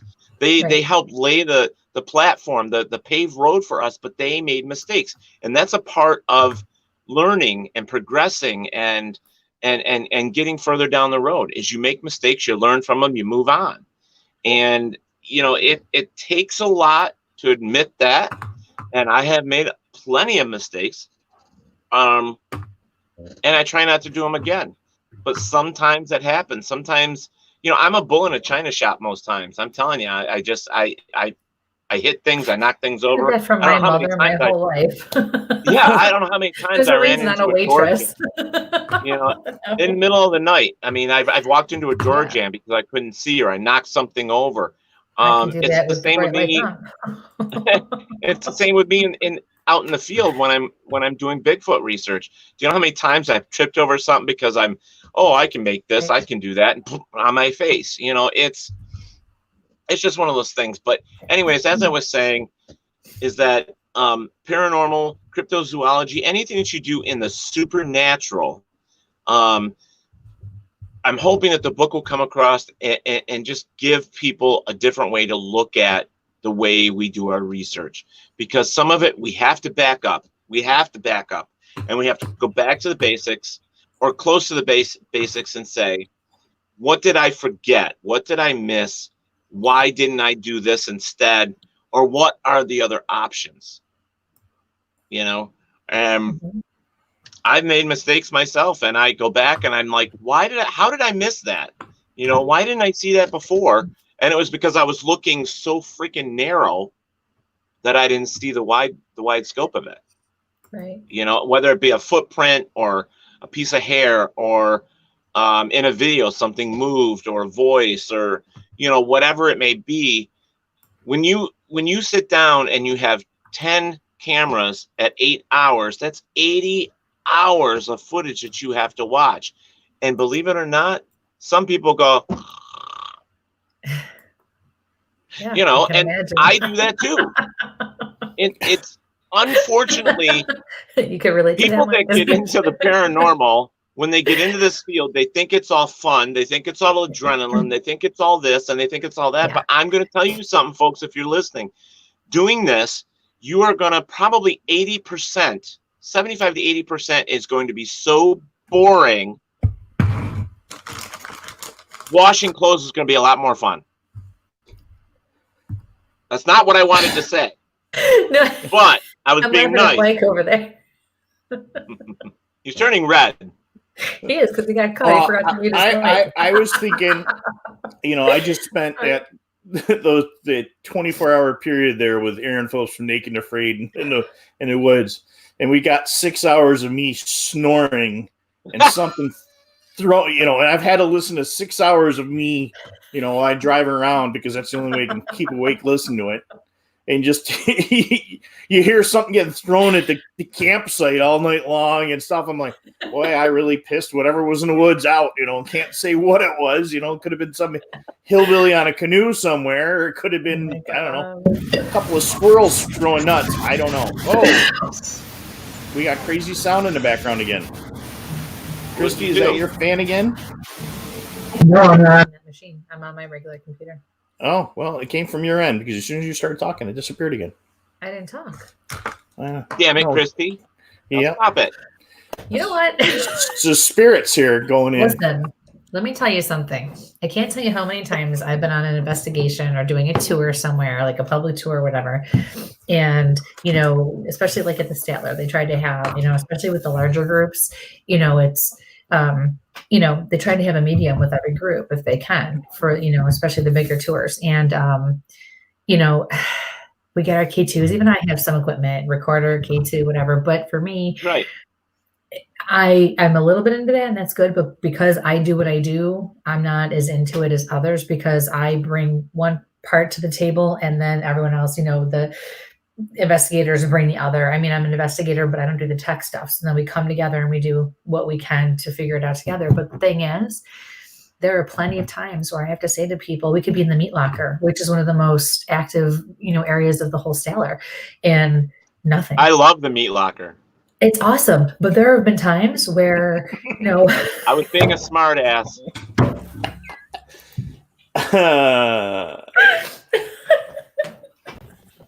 Do I have to snap my fingers and say, I love the meat locker? I was in thought. Okay. Flashy lights. I love you. You're an asshole. Thank you. We're sorry, censor. You need. So, anywho. Wait, I got something for you, Kristie. Oh, no. Oh, boy. Here, let me go through my. Okay. Go ahead. Oh, here it is. Here it is. Well, there you go. You're bringing out my hard side. You're bringing out the Italian bad girl side of me. I have that effect on most women. Don't get me started. Why does his do-rag match my shirt? Hunties. Oh. It's got to be a Livingston County thing. So, anywho. How many do you want? Oh my God. So, you know, okay. I'm sorry. So, you know, you can be in a place that's really active, and we have 5 or 6, you know, K2 meters there. We have, you know, a 360. We have a periscope. We have a whatever, and nothing's going off. But I've got spirit talking in my ear. And you know, you match Mike's face. Oh. I'm so glad I know the inside joke to that now, because it's so much funnier. Yeah, and we really did expect Richter to go nuts the other night. Okay. Oh, he was so quiet. He pissed me off. He was quiet. Because Kenny was talking to him from his basement, you know? He had a little crush. I think he had a little crush on him. Okay. Yeah. Go ahead and put the nose on. Oh, jeez. I'm having flashbacks to the nose again. Oh. And that might have happened the same day we got that thing running away from us. Oh, man. I don't know if those pictures. Yeah, I know those pictures. Running away from the two of you? Yeah, I can see that. Yep. So you see the abuse I take from these guys. I'm telling you. These guys, I'm brand new to this show. Yeah. Oh, you are so far from innocent. Don't even go there. And I've not even known you that long. Okay, I've got your number. Okay. I'm so sorry, Mike. I didn't mean to turn this show inside out. I'm sorry. You'll never have me again. This is exactly what this show was going to be about. Tonight is shooting the bull and chewing the fat, and you know we do a lot of reading shows. We get really serious, and once in a while with this whole COVID thing is just letting things go. Yeah, and I really, you know, quite a few of our readings lately have gone more into the foods that have come up, the heavy, you know, and we just got to let go. And I mean. Yeah. And we're the middle of the road. We're not in the box, you know, like some. We're not as crazy as you guys are. That's why we love watching your show. Thanks. You know, years ago I had an Xbox and I got home from work and it was all that violence and stuff that I dealt with every day. And then I'm like, I got on the Xbox and I'm like, this is not what I need. I need a Wii or something like that. And I switched to Wii. I got rid of all my Xbox games. Wii Fit? I still think there's a Wii Fit. I still need a Wii Fit, but sorry, I didn't cough in all your guys' ears. Mike, I just got this. Oh, okay. Wow. And I have no controllers. I have nothing for it. I went and bought these controllers thinking that it was a PS3. It's not the PS4. So I got brand new controllers here that don't even go with it. And so if anybody's looking for PS3 controllers, they're really cheap. And can you even go into games? You can't even go into GameStop, can you? I don't know. I don't think it's essential, Mike. I don't think it's an essential place. I'm sorry. I can't figure out what's essential. What a liquor store is. Well, I mean, I can go to a liquor store and get this all day long, you know, but I can't go get controllers. Yep. Yeah, but if they shut the liquor stores down, then we're going to have more medical issues. You know? What's that? Rumble Blackberry brandy. Oh. Ooh. The Blackberry brandy does well for you. Trust me. I thought it was Mad Dog 2020 or something. No. I was very upset. I went to Sam's the other day and did, you know, stocked up on more of the big stuff. And oh my God, my wine, they changed the wine. It's called Forza Moscato there. Gone. And it's like this new stuff. There were 3 of us women sitting there looking for this wine that we like so much. And we just looked at each other like, are they mad? Because it's a big bottle too, so it'll last me a while. Oh yeah, I don't know what I'm gonna do. I'm very picky about my wine. It's got to be sweet, and you know, I'm trying not to hit the hard stuff like the Malibu I have downstairs, mainly because I have no pineapple juice and maraschino cherries to go with it. Wait a minute. Malibu is the hard stuff. Listen, for me. It's worse than the wine. I'm stuck in the house with 4 to 6 people at a time. I know how to get down to get through the freaking day, okay?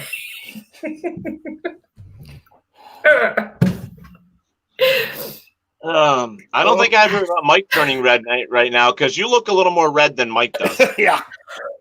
I've just got the solar panel going here on the side here. So then I prove my point, right? Yeah. Yeah. Sam's Club, bring back my wine. I'm going to have to go on Amazon. But she's gone, man. She really is gone half the time. Once she starts, oh yeah, I love it. I love it. I'll have to introduce you to my friend Charlie. Oh yeah, who's Charlie? Do I even ask? A little kid. He's kind of like my guide. He's been with me since I was a little kid, and he is the biggest smartass. Oh, something. Edward. That I've ever met, but he has got me out of so much trouble. Good. Yeah. You were very lucky. Yeah, he's a good guy too. He's a real good guy. Good. We all need those people and spirits and guides. And yeah. Yeah. Oh my God, you guys are card. I love your show. Thank you. Appreciate that. Michelle's going to check down south for your wine. Yes, Mama. Okay, it's called Forza. Oh, I should have Abby bring me the bottle. Yeah, that's all the show needs. It's like this tall, and it's a skinny neck, and then it's like this fat. Oh, it's Forza Moscato. Stuff our grandparents used to drink, that DeCarlo Rossi or whatever. Oh my God! No, this is really good. It's smooth. It's very sweet. I'll stick with this. Salud. Yeah, you enjoy. I don't have like this much fat in the bottle. Facebook is free. I love it. Huh. There's a little sign here that says, "You're in the show. Everyone can see you and hear you." No shit, Sherlock. Sign. Yes. Oh, sign everywhere. Sign. So is that what we have to do when we start with you? Because with the podcast, do I have to sign? Believe it or not, I just had this talk with the other show that's coming on. There, when you guys get going, when we actually sit down and work on this together, and get you all logged in and all that other stuff. There's actually the buttons down at the bottom that say explicit, foul language, all that other stuff. So I mean, if you're planning on swearing, you need to click that. If you're not planning on it, then don't worry about it. So we're gonna have to click that because you know how I can get, and I try very hard not to. There's times where shows like this, and I don't have to be as professional and serious. Yeah, there's professional to this. Where did that come from?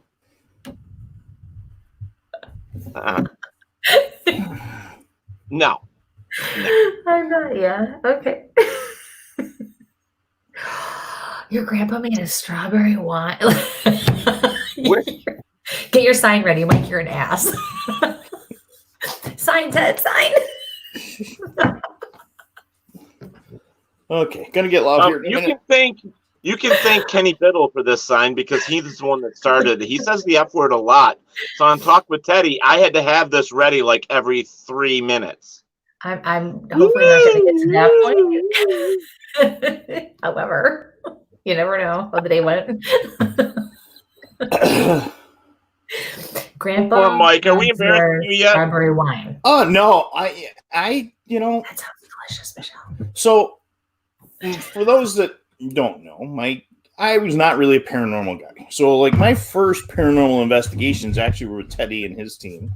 And we did the Lockport Caves, and we did another couple locations. And then the Lockport Caves really disappointed me. They were very, very, very. There was nothing there.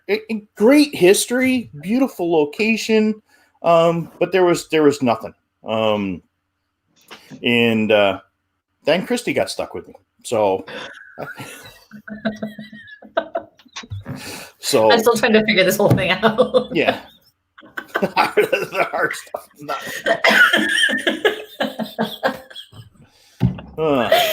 Strawberry wine, that's all we need. So, does anybody have any questions from for Teddy at all? And we're not doing any. We're sorry for those folks that kind of tuned in for readings. We can still see you. It's just it's chew the fat tonight, guys. It's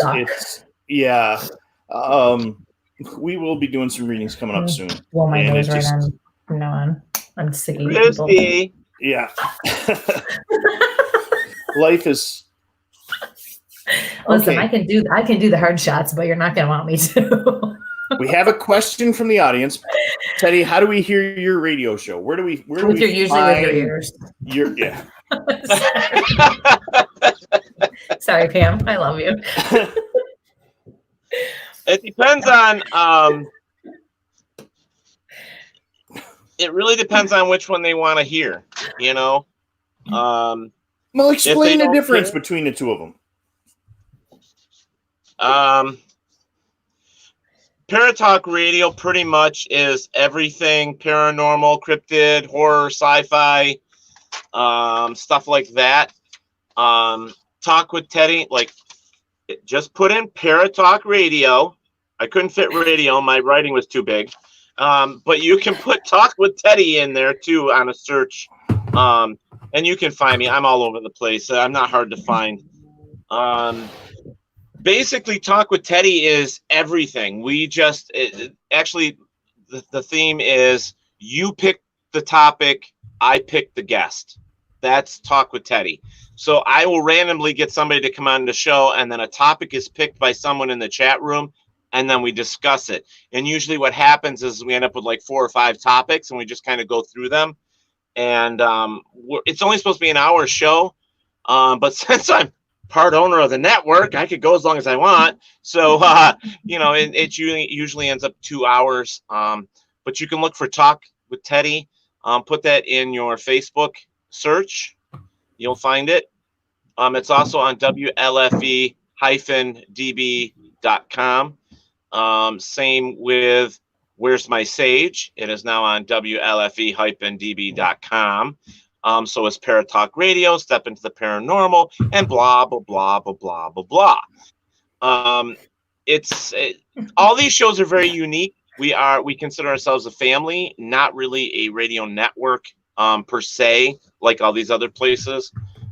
Even though we're streamed to iTunes, Google Play, Spotify, iHeart, all that stuff, we are. If you're the type of person that loves to sit in your lazy boy, kick your feet up, and hold a beer and eat popcorn at the same time while watching the TV, you're the ones that should be watching our shows. Yes. So, yeah, see? Oh, and Kristie, for you down here, we have drive-through breweries. So. Who? Yeah. What? Listen, you guys are making me not sound that I ever get to I'm go. really not a drinker.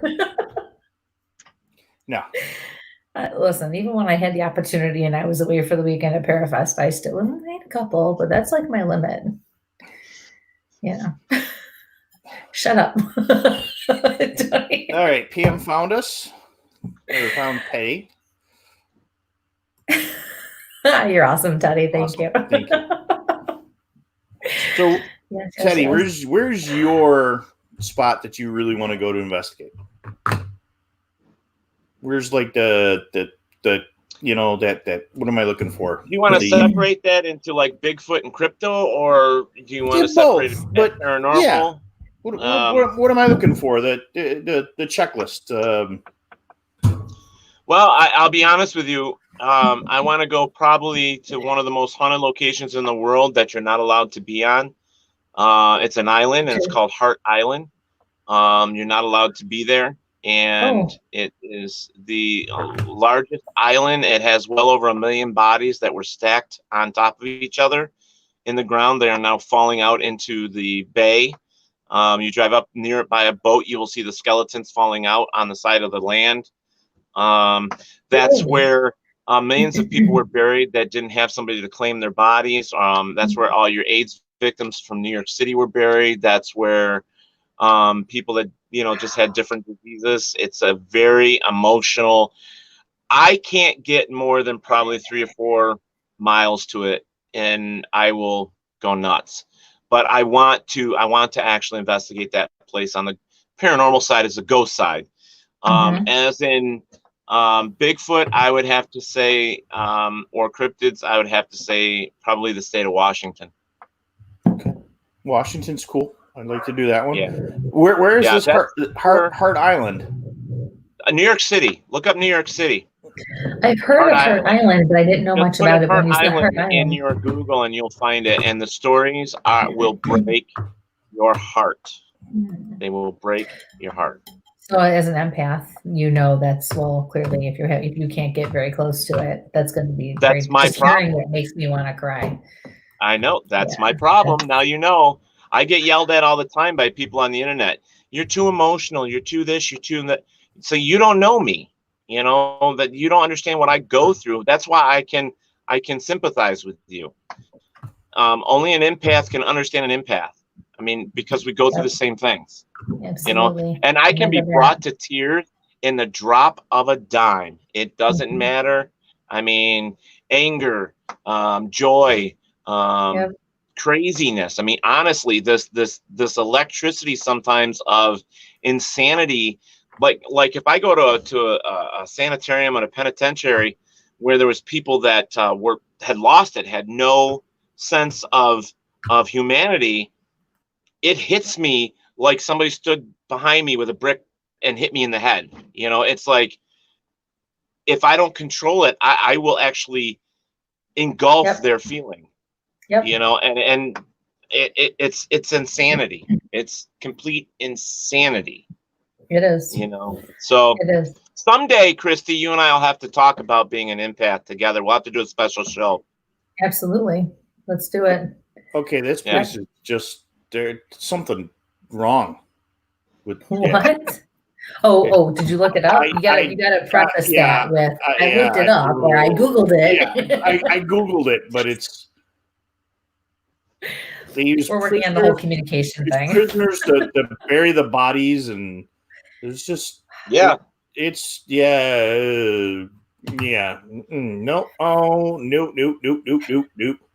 Part of Rikers, it's. Well, I'm sure you would go, but no.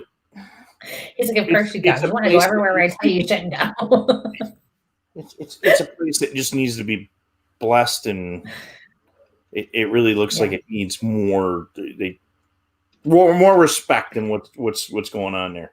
I was just gonna say it probably is a place though too where they need to be heard. Not all of them. I'm sure there's a lot of bad juju there too, but there's probably a lot of them there who need to be heard by the right people in the right ways, and it probably would help in a lot of ways too. That's important as well. There's a couple of rare tours. And crazy thing though, if you Google that, you also get Bolt Castle. That's a different Hart Island. Now you can screenshot all that and bring it up, right, Mike? That's why I've heard of that.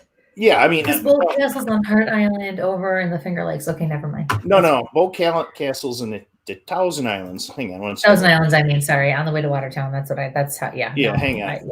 Yeah. I'm probably getting trouble for bringing up, in trouble for what? Using Wikipedia, but New York. Okay, you made me laugh too much. It's getting hot in here. Woo! Oh no, honey, that's just you. Yeah. There you go. And how's our Cindy? I miss Cindy. How is she? Who? Cindy, your partner. Cindy. Cindy. There's a quick little thing on Hart Island, folks. So and Cindy's fine.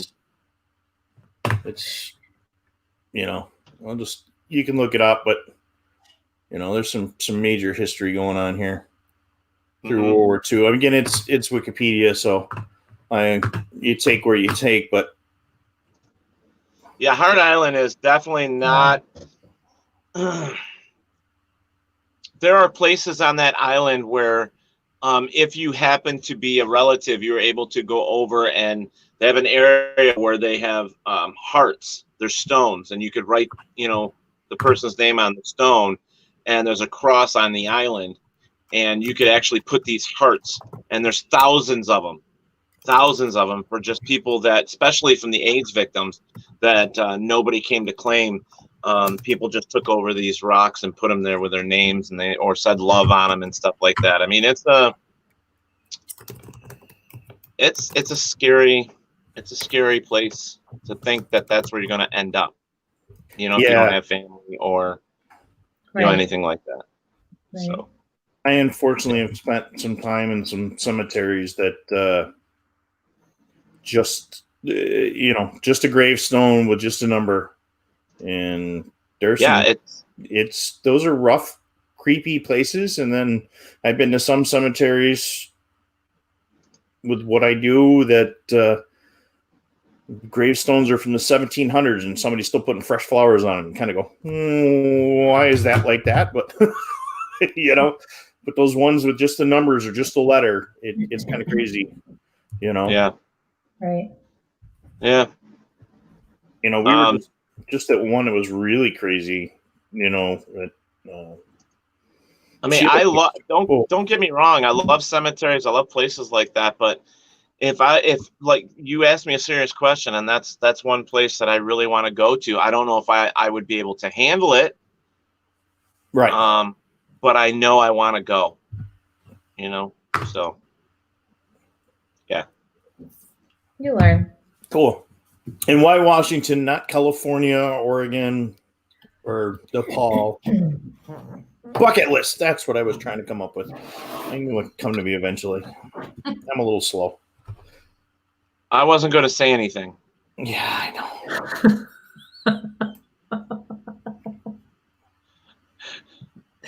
I have no comment.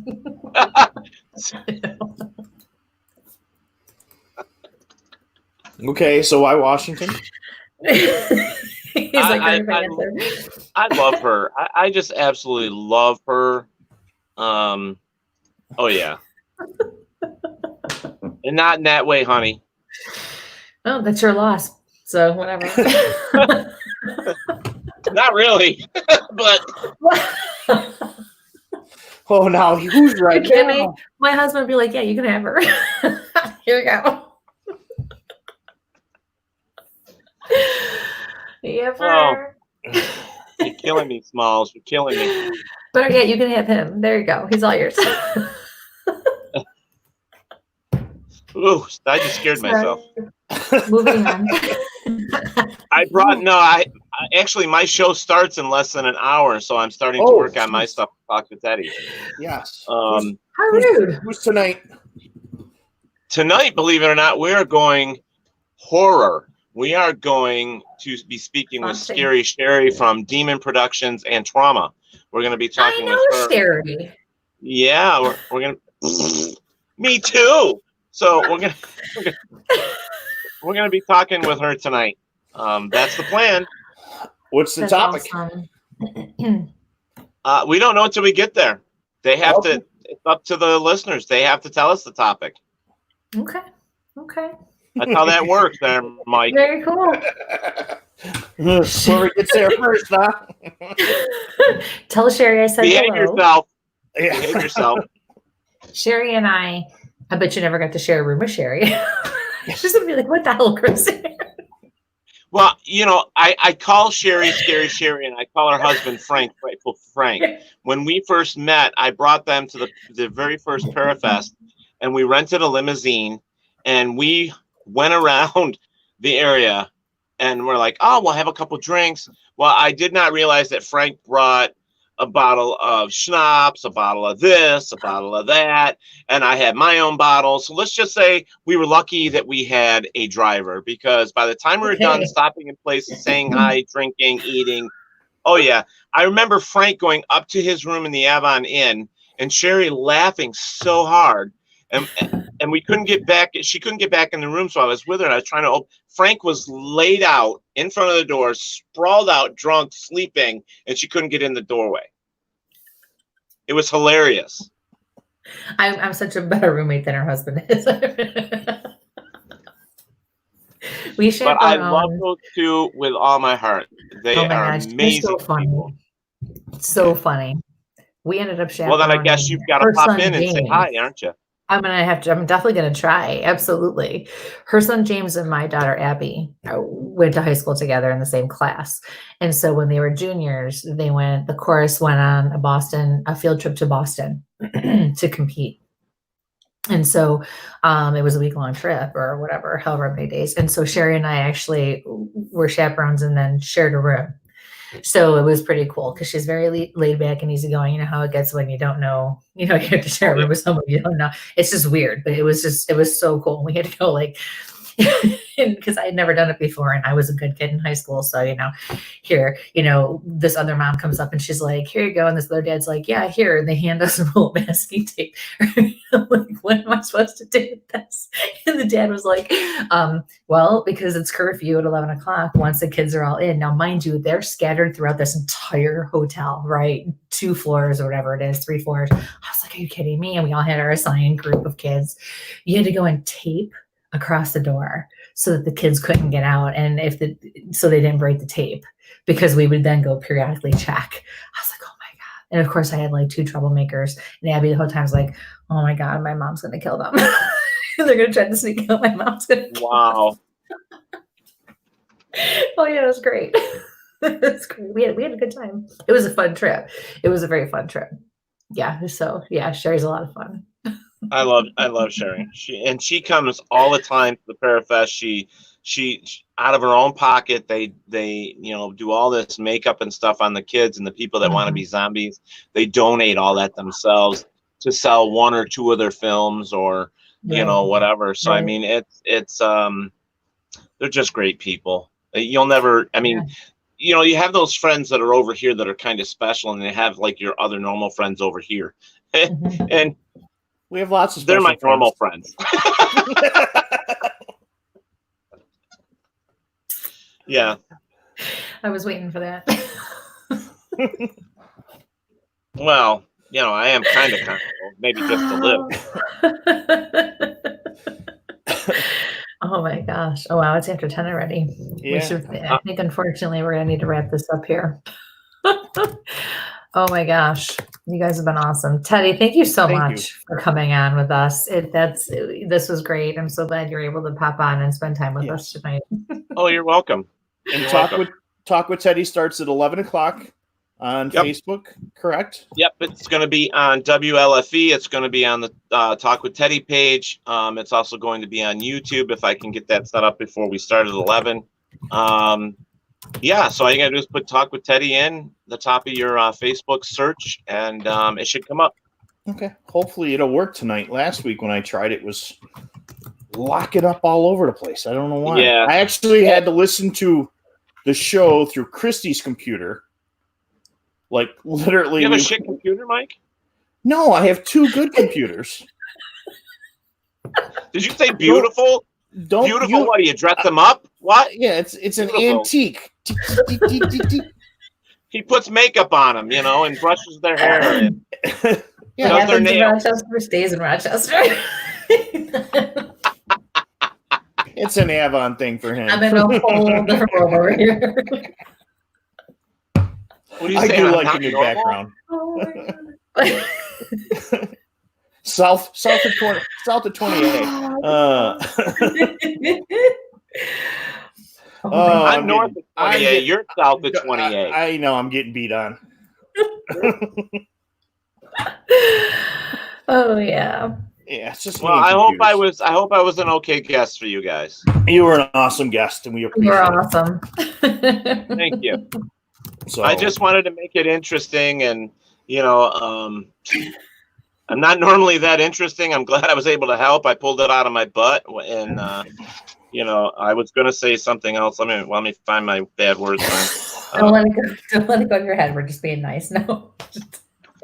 I was going to say I pulled it out of my ass. Ask me no questions. I tell you no lies. I'm going to have to keep this button up all the time. Hashtag language. Hashtag bad word. So there you go, Kristie. Now you can start putting up your own little signs. So, thank you. You're welcome. I'm totally going to steal that. That's great. Yes. Yeah. You're not stealing it if I give it to you. Oh, wow. Okay. Not if I steal it first. Whatever.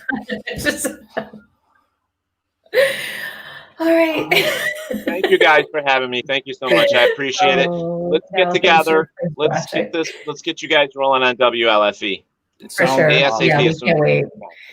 Okay. Have a great show. Bless. I I already sent one of you or both of you the logos. It's in one of your messenger. One of you have got it already.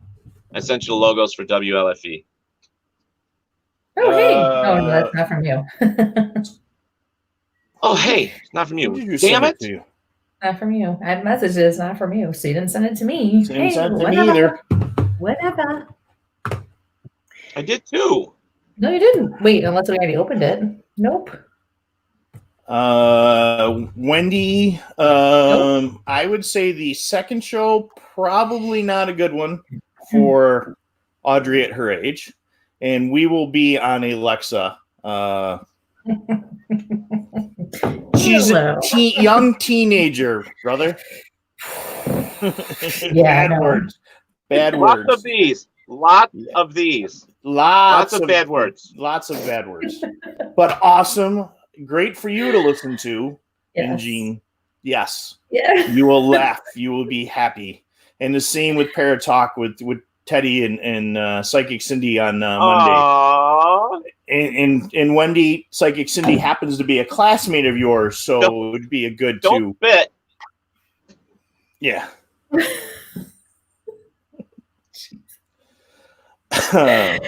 You get me all spun up, okay? Oh, we're getting wound up for the show because we're trying to figure out what we're going to give them a topic, like a lasagna or something. Oh, no.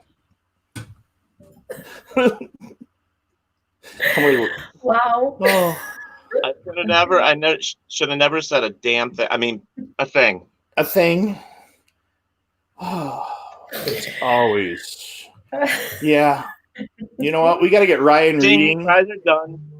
And get everybody out on an individual camera and turn around and do a Bigfoot. Damn, Teddy. Okay. I got it. All right. This guy works so quickly. He's quick. Right. He's amazing. He is on the ball.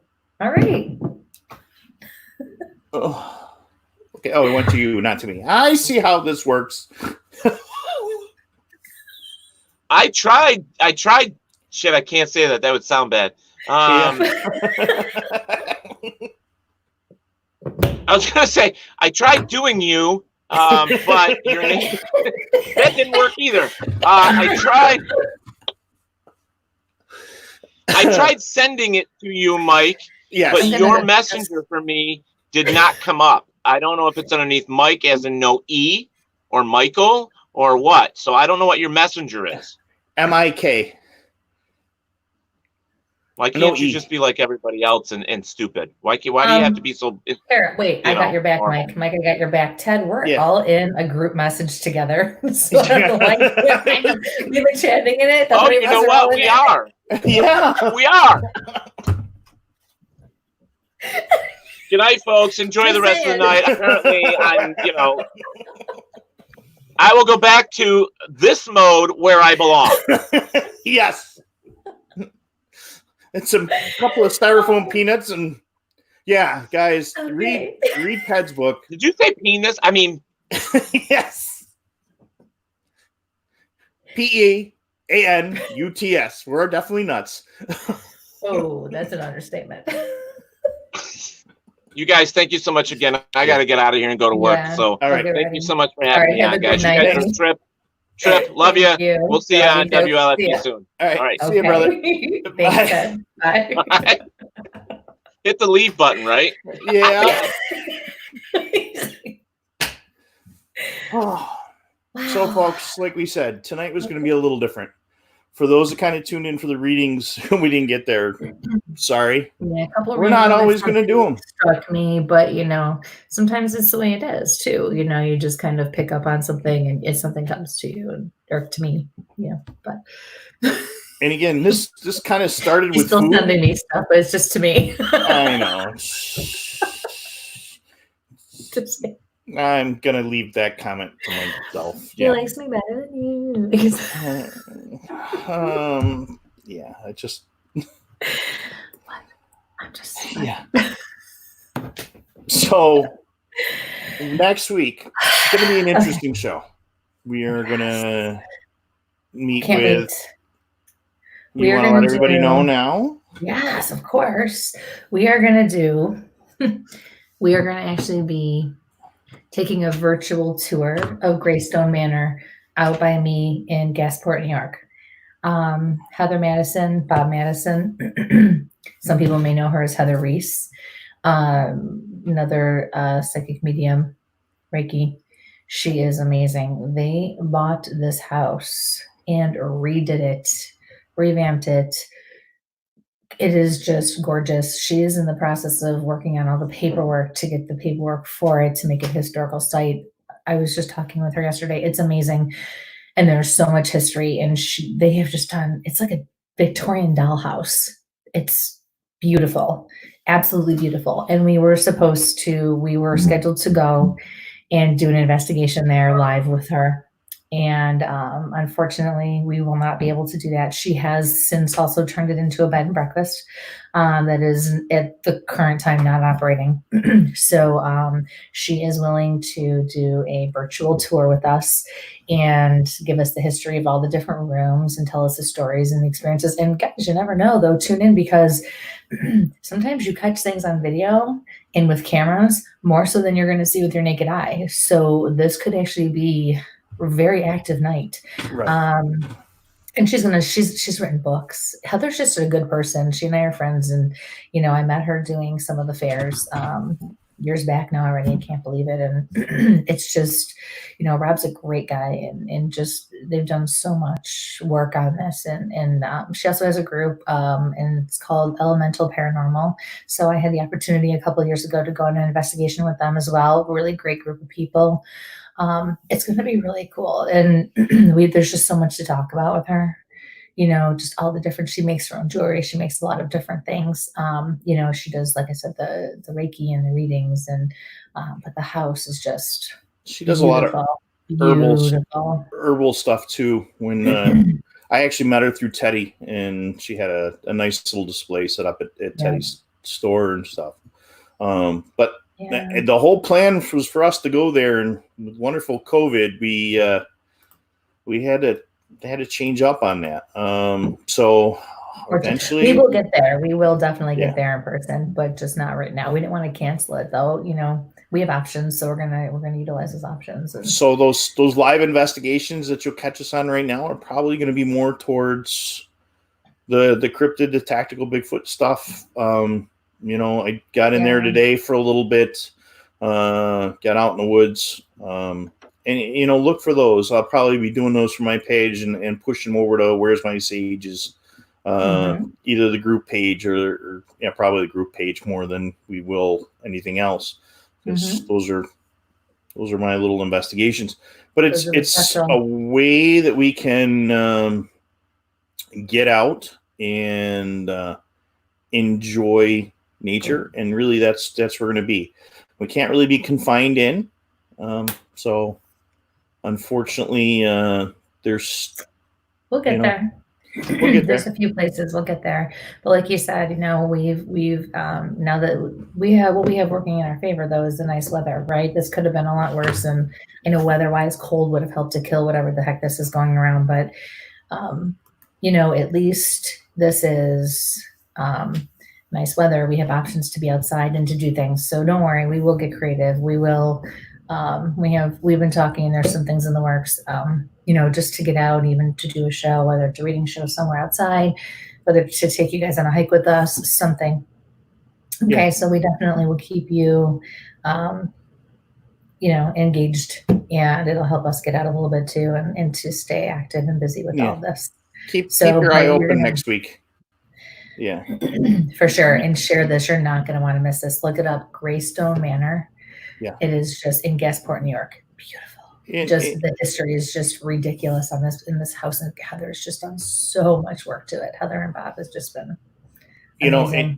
And I'm going to give another plug to my partner. I'm essential services, so I'm still working. Kristie's still doing readings from home. So, and she's doing groups. So, I just posted a minute ago. If we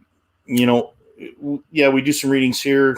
She does a great job, and I'm pushing my partner here.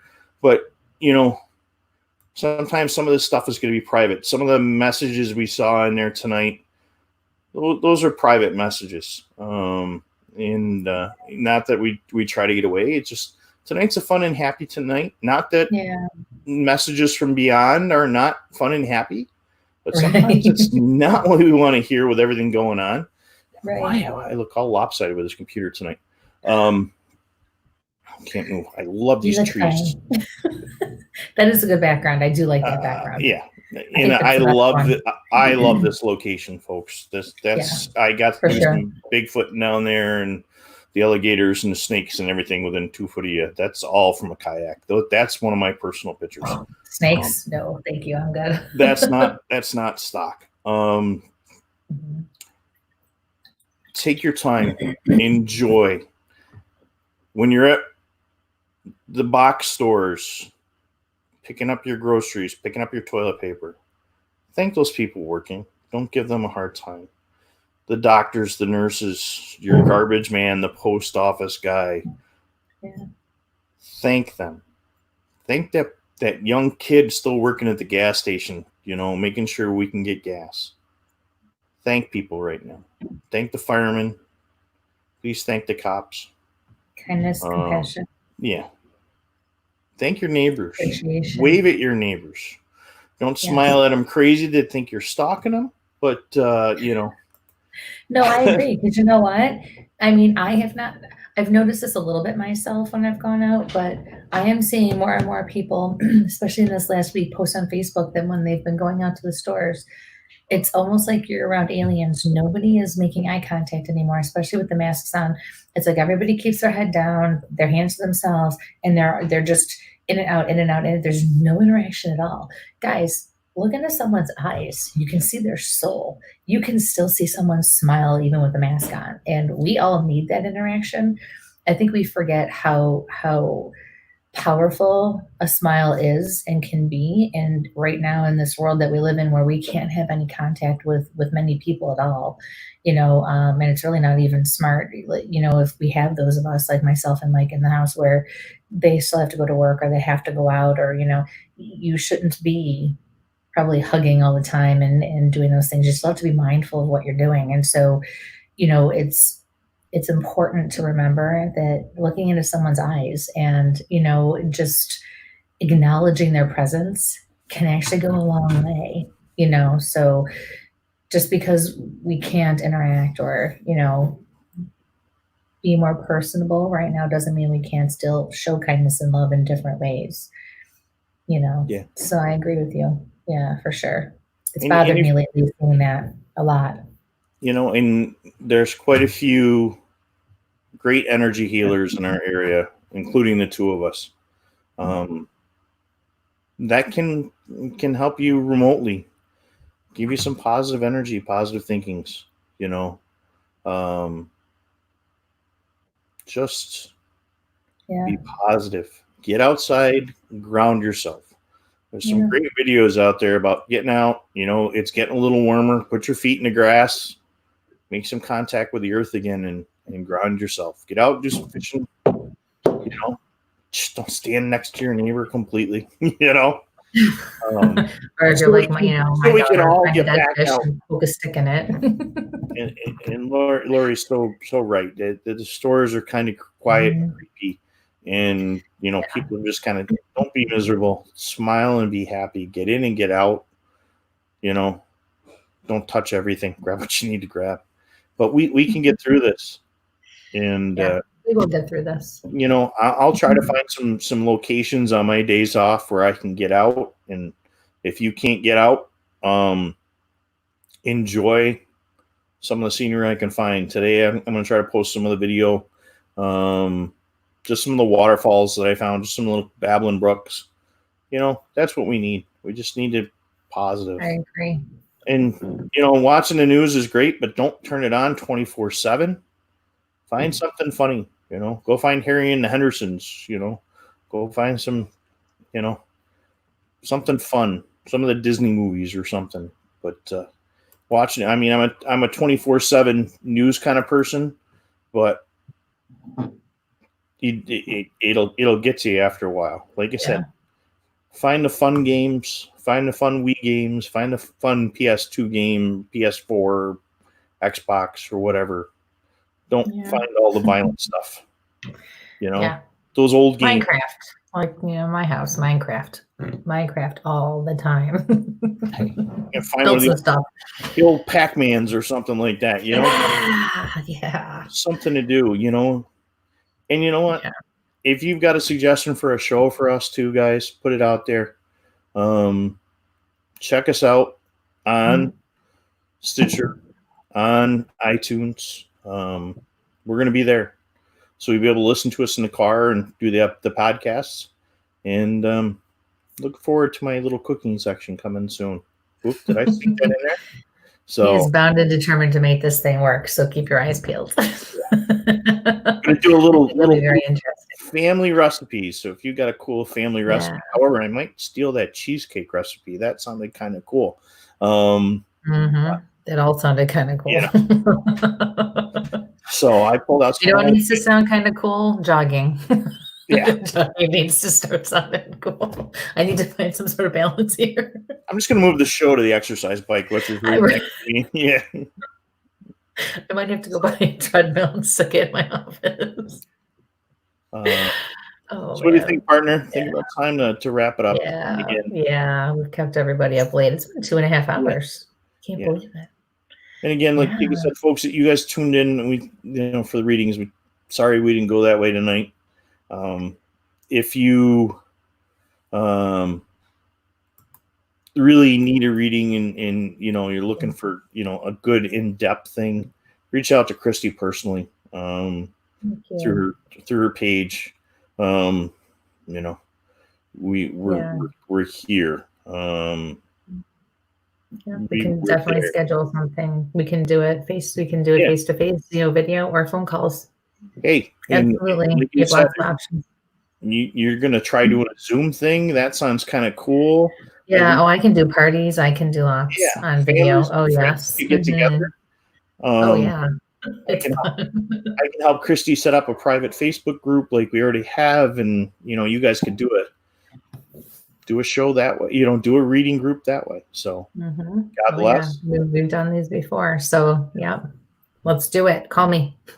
Think positive. And Keith, thank you for that. Again, thank you, Keith. Thank you to Teddy Van Son for coming in with us tonight. And if you're an adult, because his shows are definitely adult, not G-rated shows, but he's got some interesting people. He's got some great guests. His guests and our guests are pretty close because we have a lot of the same friends because we travel in the same circle. So, and